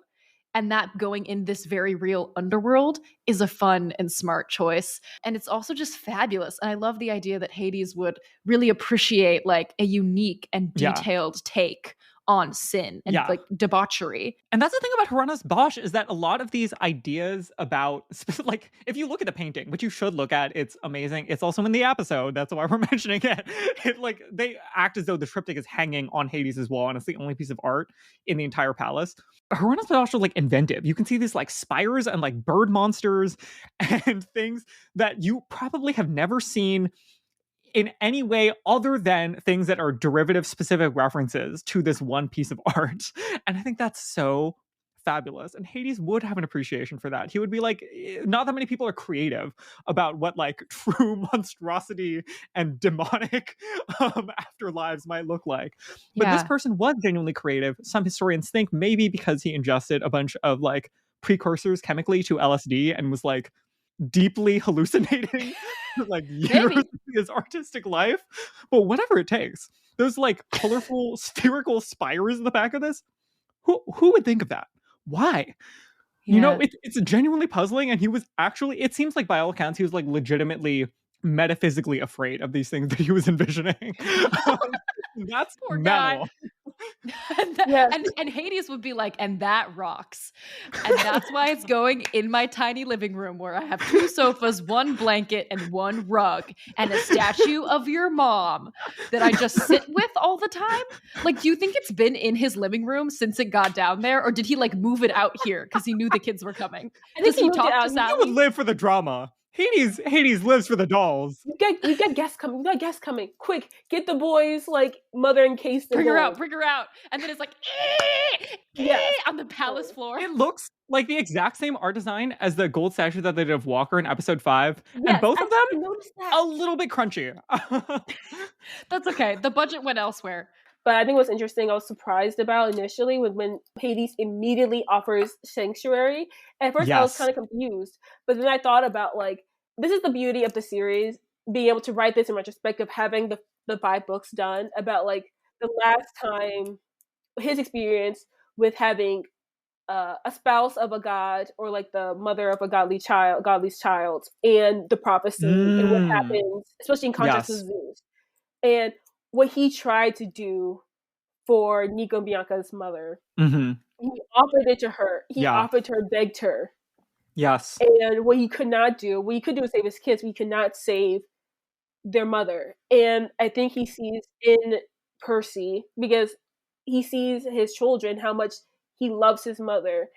And that, like, I cannot save you from the wrath of Zeus, but I can shield you in my castle, like I offered to do with my own, with the mother of my children too. Yeah. It was just such a shift, because Hades in the book was not like, in the first book, wasn't like, oh, chill in my palace. Yes. But I think it's great we have the hindsight of knowing what Hades has been through. He truly loved their mother. Exactly. And he tried so hard. He's not a bad guy. He's not a bad guy. It is a late book characterization of Hades. I mean, he did curse an oracle. He did curse the oracle. And then made Castellan is that way because of that. Listen, everybody makes mistakes. Everybody has those days. I mean, like, what we're getting out of this is that Hades is someone who, like, has, like, a lot of emotions that are at the top of the character, which is, like, he's willing to give people the benefit of the doubt. He's willing to go out on a limb and help people who he doesn't have to help. But it does also mean that probably we'll be able to see the other side of that, which is being incredibly vindictive and holding grudges later on. Being so emotionally empathetic, I think also is a double side of, like, when those emotions get crossed, when those things get betrayed. Yeah. And I really like this characterization of strong characters in the Percy Jackson franchise. I mean, we get that with Annabeth too. Like, Annabeth is arguably the strongest character in the entire franchise. And even she has this vulnerability that is inherent in being lonely and needing human connection. And I never thought that I would connect Hades and Annabeth in this way, but I do feel like it's apt. We don't see Annabeth and Hades in the same room is because they're the same person. They both need therapy and hiding it. Secretly deeply lonely. Shutting out their family, but secretly deeply lonely. Yeah. She is so lonely. This girl, with Percy saying you don't want to be your friend. That's her regret, and that's why she rooted to the Fields of Asphodel, is that she's been lying to them about being Hades this entire time. Exactly. She's on this quest to find out Percy is the lightning thief because she's secretly Hades. I love that. The other line of dialogue in the scene that we cannot gloss over is, "This only ends one way. The only question is how difficult you make it," which is exactly what Sally says to Percy at the beginning of the episode in the car. So what does it mean that Hades says it right now to Percy? I think that this question really boils down to the core of Percy's character, which is, the entire time that he's in this new world, everywhere he turns, people are constantly telling him, this is just the way that things are. This is the way things have always been, literally for centuries and centuries. And something in Percy's character tells him it doesn't have to be this way. We take it for granted when we read the books because we feel like we know Percy, that he is a good person. Like, when it comes down to it, when he could ask for the world, he really does champion the little voices that people, aren't hearing as strongly as the louder voices. Like, he's going out of his way to protect people that he feels need to be protected.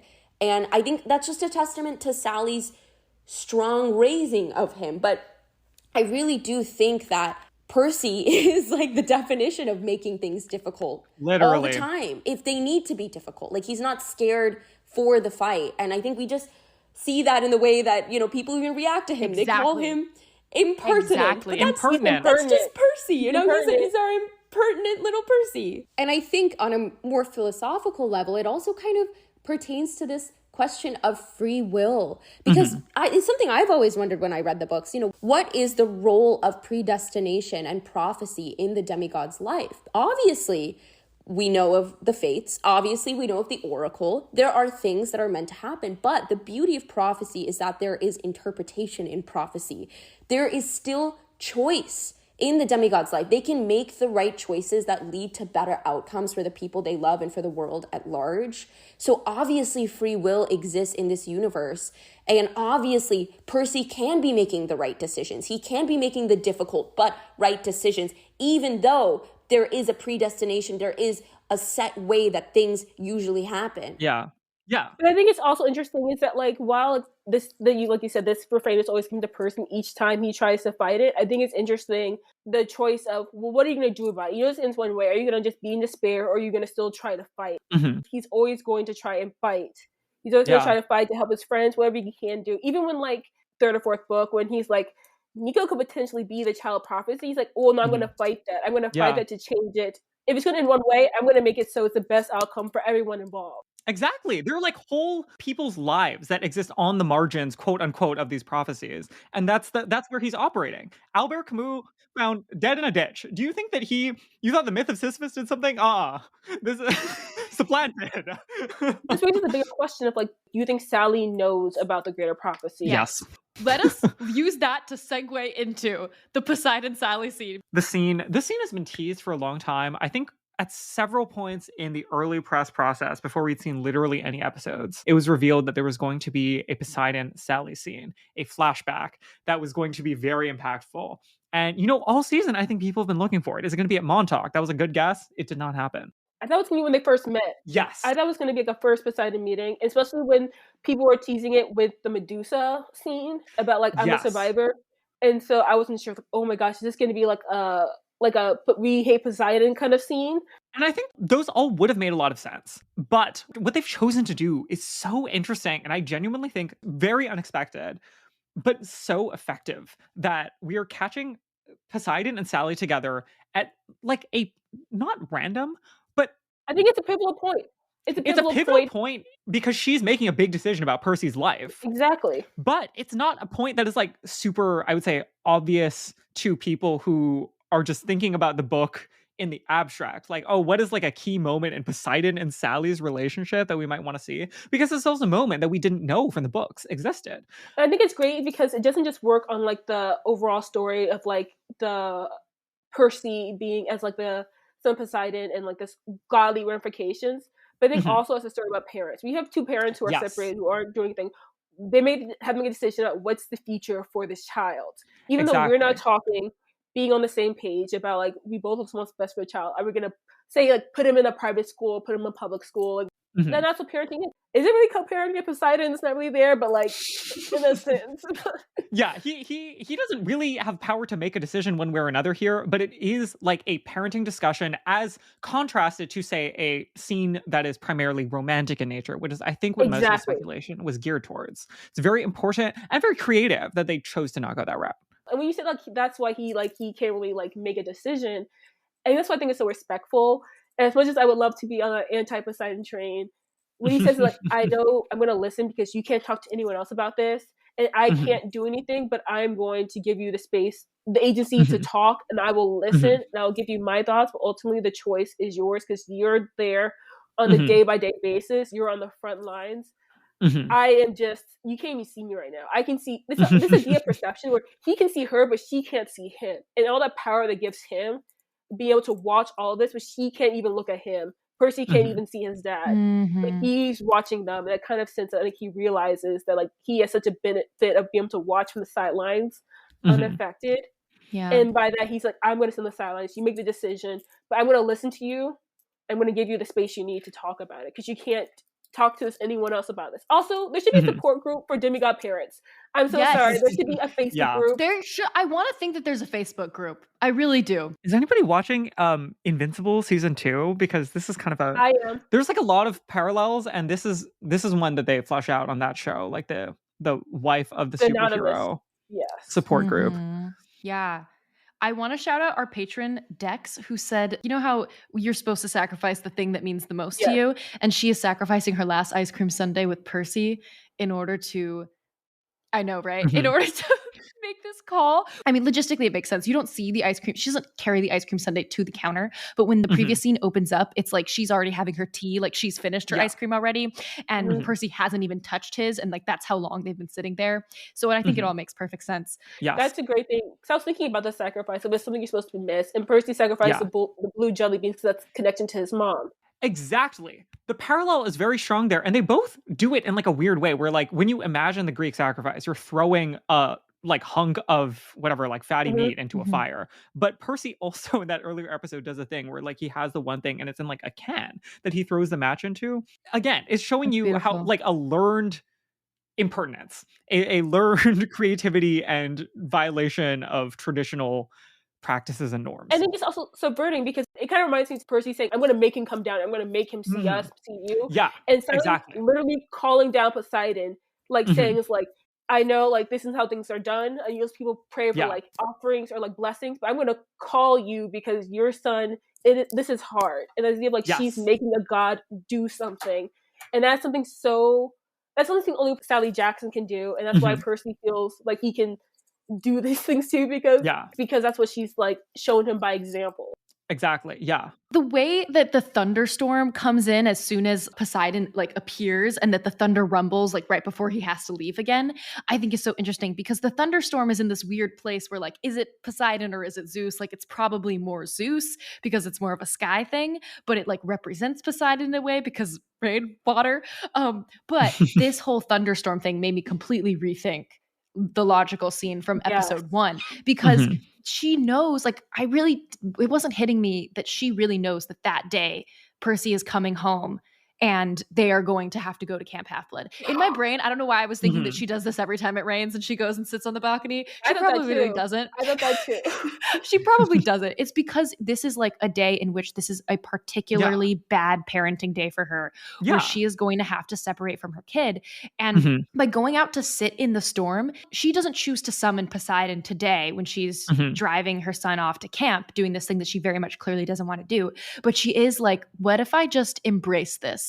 this chaos, like knowing that this rain is coming from Zeus or from you or from both of you, and I'm just going to sit in it and like feel you here and feel your presence, even though I know that you can't come down here physically, you are still here in this moment through like release your inhibitions, feel the rain on your skin. Makes me like, wow, she was literally like having a conversation with him in that moment in her conversation head with the gods. Being in Yes. conversation with the gods. I think that's something really cool and beautiful they do in using the fact that they are forces of nature. I know some people say that like when you're a kid, oh yeah, when it's raining, it's like God is crying or there's tears. I really wonder if like part of Poseidon's heart is breaking when you have these rain moments. It's stormy and cloudy because it's stormy and cloudy in his heart. He wants to help her so bad. It is really hard for us to not go frame by frame through the scene because it is just that good. I mean, there's so many realizations about like what this dynamic is, how much they've communicated. This probably isn't the only time they have ever talked, I would assume, in Percy's childhood. It seems like Sally knows how to get him. Like she does it nonchalantly. She does it with the careless cool of someone who's done this many times. She doesn't even look to see if he's there. She doesn't look up. The camera doesn't look up. I'm very much in the camp that they can't look at each other because of emotional reasons, in addition to the world building reason that they can't look at each other. Yeah. It's both at the same time. For sure. It's also giving confessional. It's giving confessional where you can never look at the priest, you can look at God. Not the religious imagery. Oh, there's so much of it. You're in love with God. I think last week I was like, when the writers wrote this, they knew they were cooking. They probably typed it up and they were like, oh, baby, I just did it. That is how I felt when Poseidon says, you have no one to say it to, and maybe that is the most unfair part of it. You say it and I will listen. I know that they were like, oh, I just did it. That was the moment where I did swoon for Poseidon. I was like, exactly. A man who listens. It's almost too making Poseidon sound like a good man for me. I'm getting the priest from Fleabag, because I remember when I mean, when you said confessional, that's the yeah. And when season 2 came out, and Andrew Scott and Phoebe Waller-Bridge were talking about like what makes the priest so hot. Like, yeah, it's because he listens. It's because he listens, and because he's unattainable, and is also God. Same with Poseidon. That is almost like, I want to say almost like a abusive relationship in some cases where like they isolate you from the ones that you love and stuff like that. Mm-hmm. Yeah. This is helping bring me back to my anti-Poseidon because like you put her in this situation. Mm-hmm. Let's think about this. I wonder what Frederick Chase's parents, mind you, this is a man from Virginia. Now he's canonically black. What do you think about where this kid came from? Like this girl Annabeth came from. Let's just one question. They come home and see Frederick with this baby. Like, where did they tell their friends and family about these kids? So, like my ex, he went away. He never came back. I also want to shout out Sally's complete lack of respect for his side of the family. And in the whole, I don't want to take him to camp. You don't want me to say why. She does not have respect for this nasty, toxic world of the gods. Also, bring it back to the camp and why Poseidon may have been reluctant. I'm wondering in the timeline, has Thalia died yet? Because I wonder if Poseidon is thinking about... It's a very good question. It's probably around that time. Yeah, because I'm thinking like Poseidon thinking if she tries to take him to camp, what if something like this happens and Percy dies? And he can't turn... What can you do? Turn him into sea foam? Like, I don't know. I think that it is the stronger dramatic choice for us to assume that Thalia has already been turned into a tree. And also thinking about that and like seeing where like Percy is now with his mother. And if she took him to camp, he would have met Annabeth a lot sooner. But I'm wondering, would Percy have been like Annabeth? Would he have been like Luke? And thinking about how... Because he's already thinking like, you want to get rid of me? And all this kind of stuff. And thinking if they put him at a camp, how would he have turned out? I think he still would have been different, but less different. Yeah. I think Poseidon is still very aware. I think he's aware of like the effects of like that kind of thing. And that's so interesting. And again, I wonder what Hermes... I'm pretty sure Poseidon's at the bar with Hermes all the time talking about this. Telling each other exactly. Exactly. Because I wonder also when it was like for Zeus knowing his daughter died and turned into a tree. And then like Poseidon potentially being in that situation. Is that also why he was hesitant to have Percy go to Camp Half-Blood? Yeah. He might understand more and not push more for him to go to Camp Half-Blood at this age yet because bad things be happening. Literally, have we read the big line yet? No, I was going to say, I think it's time for us to say out loud the big line. The big line, which we refer to as the thesis of the entire, not season 1, the thesis of the entire first 5 books and therefore 5 seasons, knock on every wooden surface of this TV show. I want him to know who he is before your family tries to tell him who they want him to be. He is better than that. He has better things in him than that. Procrustes, Annabeth, the parallels are paralleling. Exactly. Yeah. Annabeth says something close to this. She says he's better than that. It is similar. It is coming, I think, crucially from a slightly different perspective, and one Yes. where she's using Percy as like not just a person who she is saying nice things about, but as a triangulation point in her journey and in the way that she's communicating with Hephaestus. In this moment, the fact that Sally is delivering this, she's delivering it confidently with an authority that we as the viewers are like basically 100% locked into at this point, as a rebuke to Poseidon, who is symbolizing many things simultaneously here, but like predominantly like godliness, divinity, His family. and his family. Yeah. That's the thesis. Yeah, exactly. Yeah.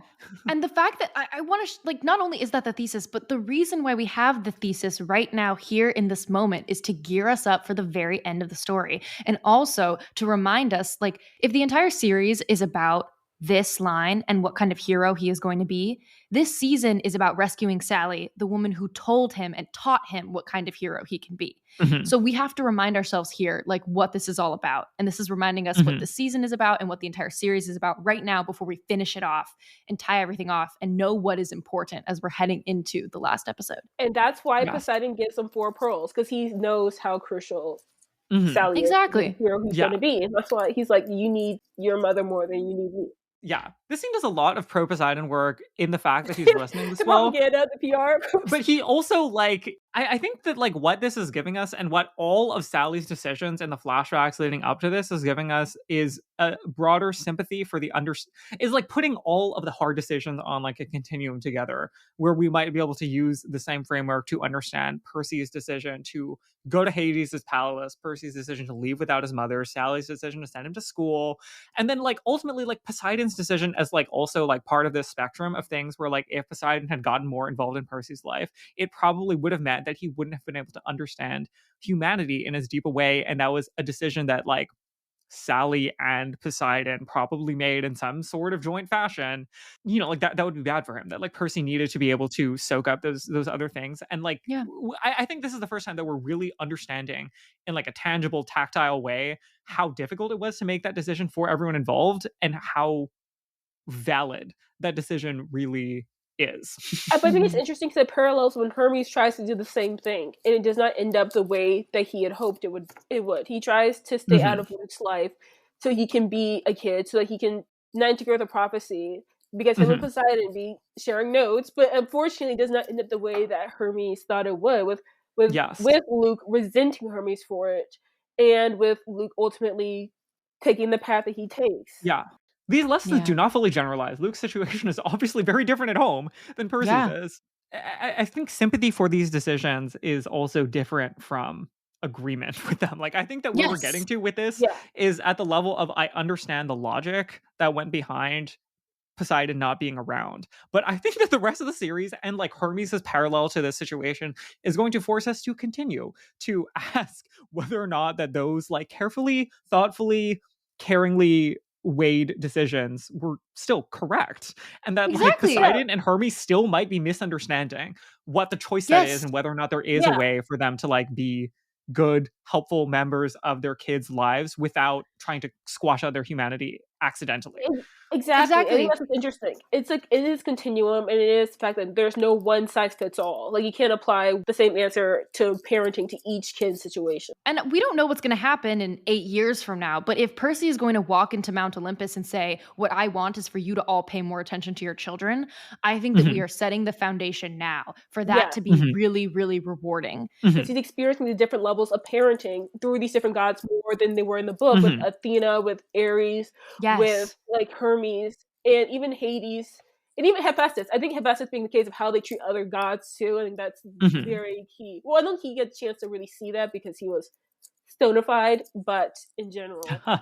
Exactly. Getting to know each of these gods is just better setting us up for Percy to ask for that ultimately at the end of the series. Yes. Okay, guys, let's take it home. We end up on the beach because Sally's like, do you want to talk to your son? And he's like, not right now. Thunderclap. That was great. The recognition of his godly responsibilities, whether that was Zeus or his own thunder. Beautiful. Time to wrap things up, Zeus said. He's like, maybe one day I'll go and see him when he knows who he is and where he belongs, and fate has revealed to him his true path. And all of this is being said voiceover as Annabeth is putting out her hand and helping Percy stand up on the beach. Where he belongs is with Annabeth.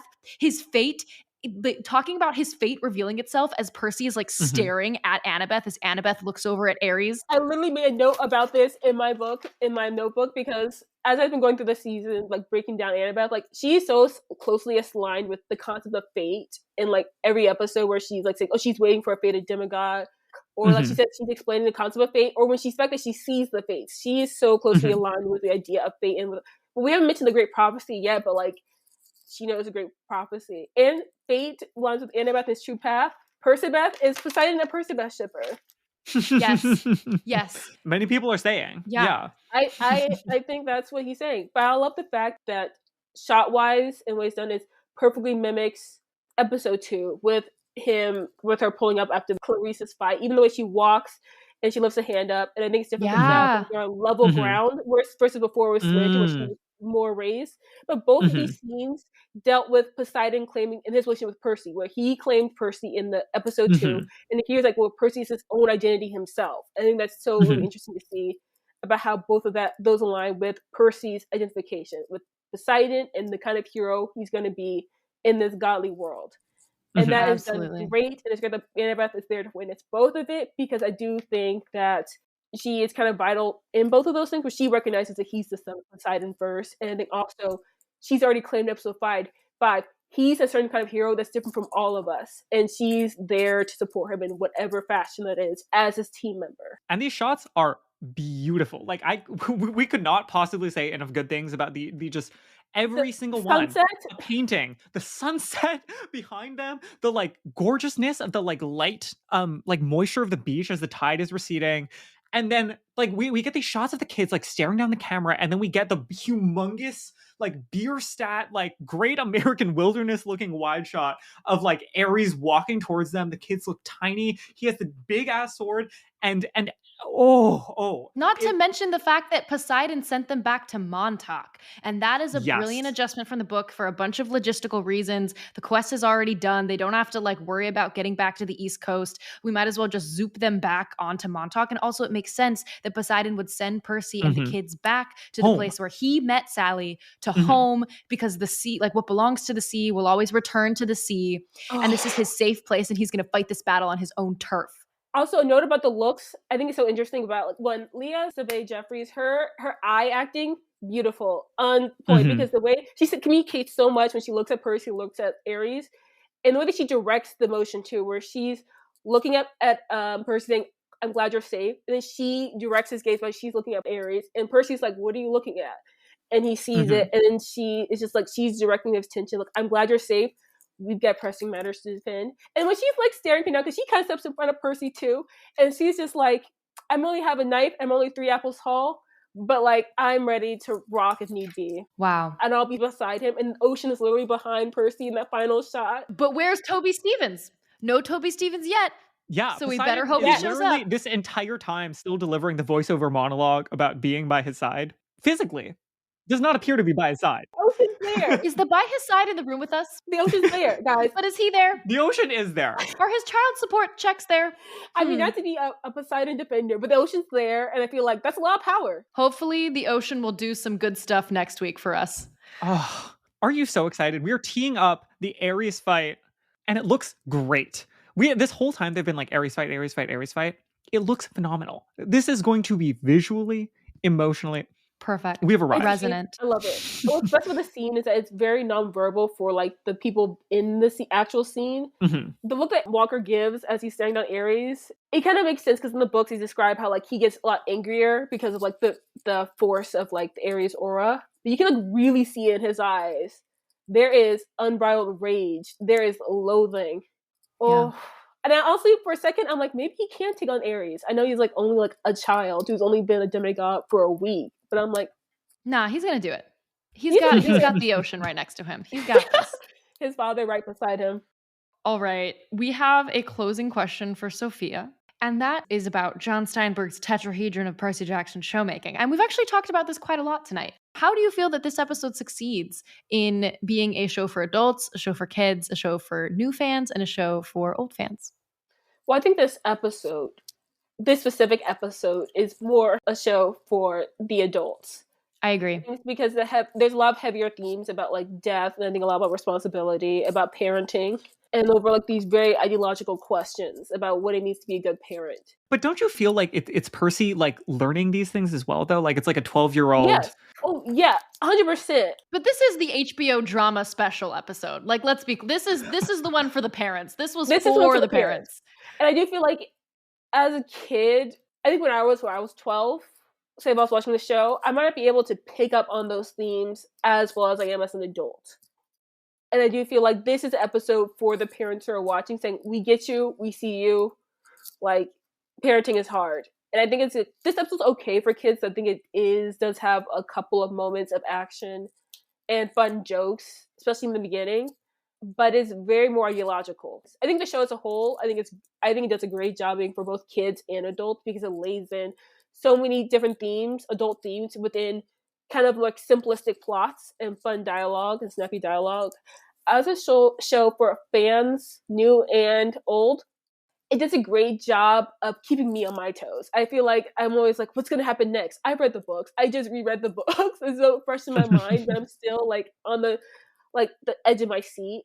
It comes into like the writing, but also making sure tweaking the plot in the ways, adjusting it to keep it fresh, to keep it new. So like the Four Pearls, it makes it extra sad when Grover loses one, which wasn't in the books. And then, I mean, I know they're doing this framing thing where they might be framing Annabeth as potentially the traitor for like some of the new fans. And in my mind, I'm like, she's not the traitor. I'm defending her with my whole heart, but it's great because for people who have not read the books, it does set the whole idea, like what if Annabeth tried to get his trust after the Medusa episode, and then it comes back to bite Percy, because it's, his whole thing about loyalty, his fatal flaw is being loyal. And then that's a great way to set up this tension for the new fans. Yeah. And I think it's all around great, because I feel like I'm 12 years old every Tuesday night.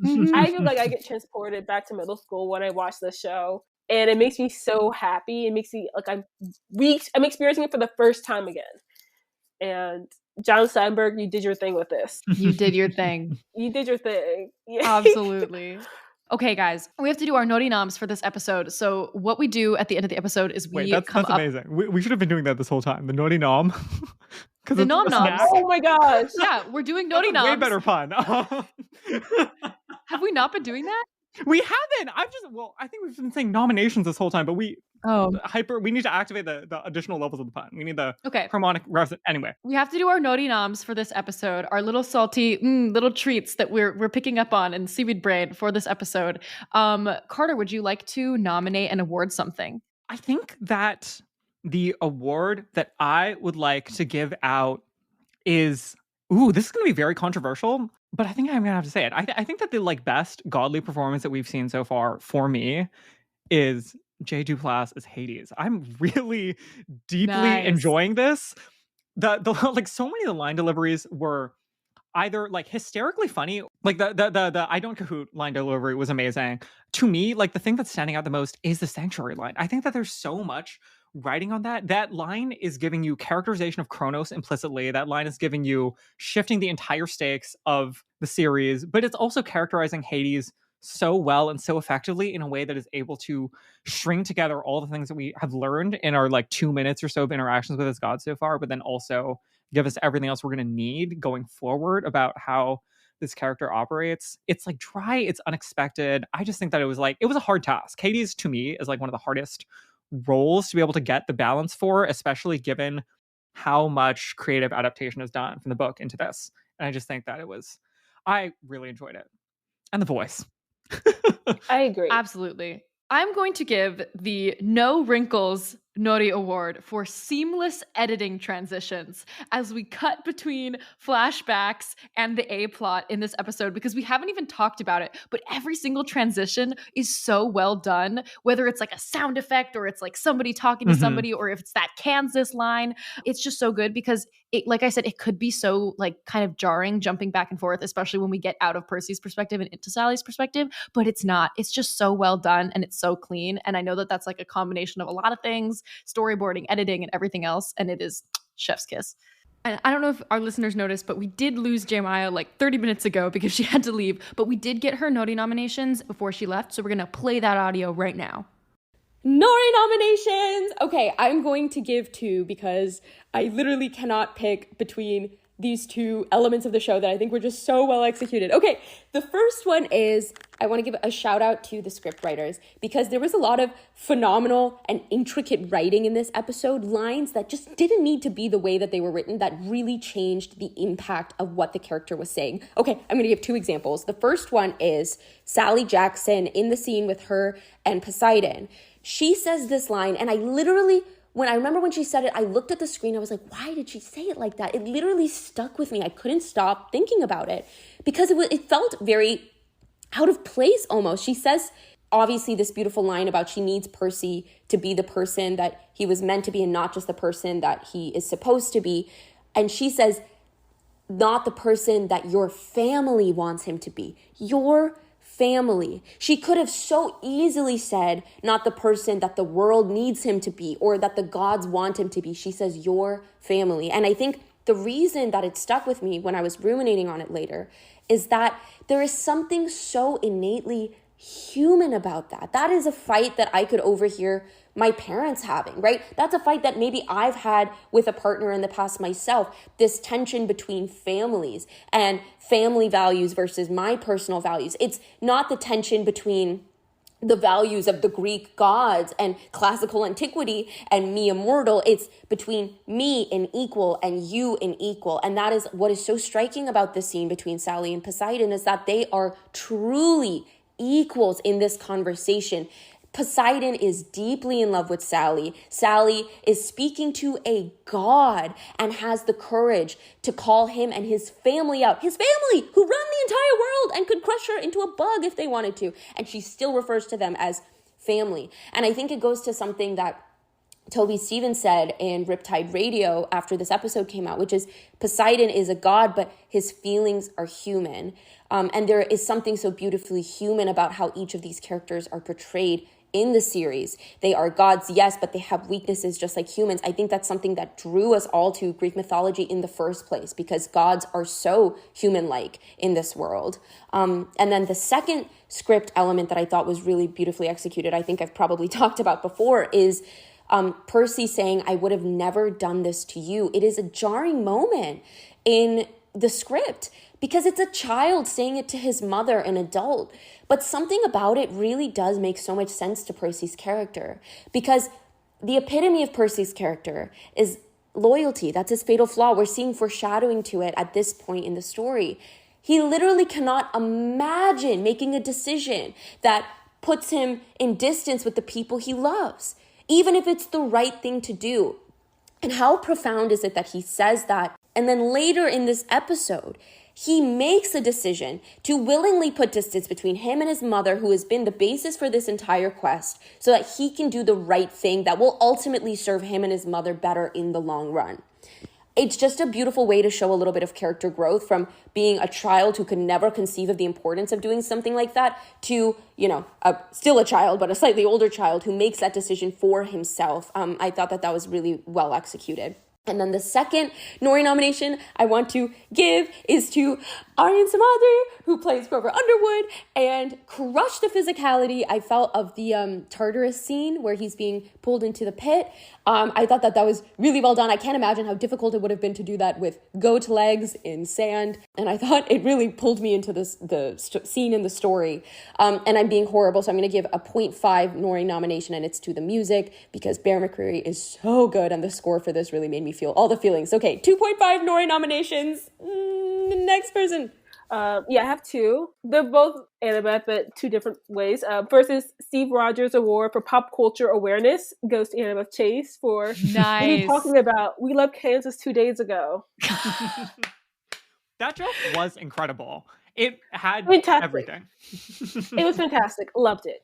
And the second one, shout out to my dad, who will probably be listening to this whenever he listens to this. He's from Detroit, and I realized that in both the movie and the TV show, one of the core three is from Detroit. The actor who played Grover is from Detroit, and my parents brought this up when I showed them the show because, like, we met him at the mall. We ran into Grover at the mall. He's from Detroit.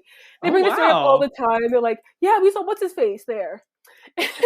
In a way, it feels like they're friends, but they're not. They just met one time. And Leah is also from Detroit. So I would say best of Detroit talent goes to Leah Sade Jeffries. Detroit's been having a great year. Michigan, national championships. Do not watch football like that. But yes, Detroit Lions. Go Blue anyway. Are actually winning.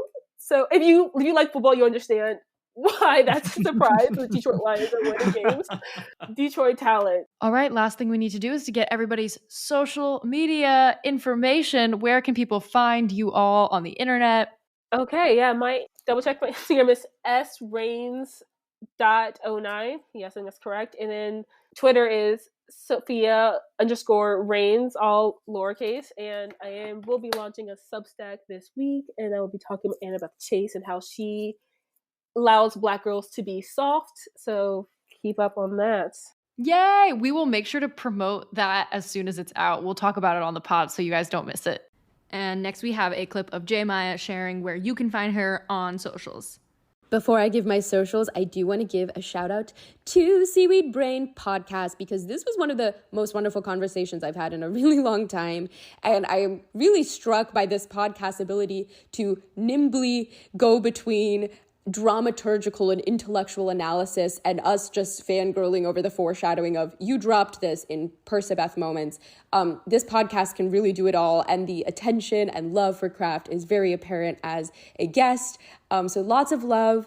If you want to follow along with all of my Greek mythology musics and musings, you can follow me at J.Maya on Instagram and TikTok and YouTube and Spotify and Substack. And I have a weekly newsletter coming out that's all mythology inspired on Substack. On Twitter, I am at NaniWootWoot1 because I refuse to change my middle school username on at least one social media platform. And you can follow along for lots of fun new things coming in the very soon future. Perhaps, for example, music that is related to Greek mythology and the Percy Jackson universe coming out very soon. And I'm just very, very excited and thrilled to have been a guest on the wonderful Seaweed Brain podcast. Thank you for having me. Ah, geez, that was very nice. Thank you guys. Once again, we have reached a historically long Seaweed Brain recording at the time that we are, I don't know how long it'll end up being, but at the time that we are finishing this right now, it's been 3 hours. 3 hours. Guys, it's been 3 hours. I can go for 3 more. Let's go shot by shot, frame by frame. Let's do it. There were lots of things we didn't cover. Literally, the outline is 10 pages. Yeah, I was reading through it. It was good. Oh yeah. If you're a patron, if you're on a special tier in our Patreon, you get access to our outlines. So let that be a bribe. If you want to see everything that we didn't talk about that we wrote in our notes, you can go to our Patreon. All that being said, we really appreciate everybody being here, and especially our guests today for joining us for such a dang long time. Thank you for having me on. This is so cathartic, so fun. This has been so special. So many special episodes. Make sure you listen to our special episode with Stu, our special episode with Arian. We've got more cool stuff coming up. Charlie Bushnell will be on the pod next week, so everybody stick around. Bye. Bye all.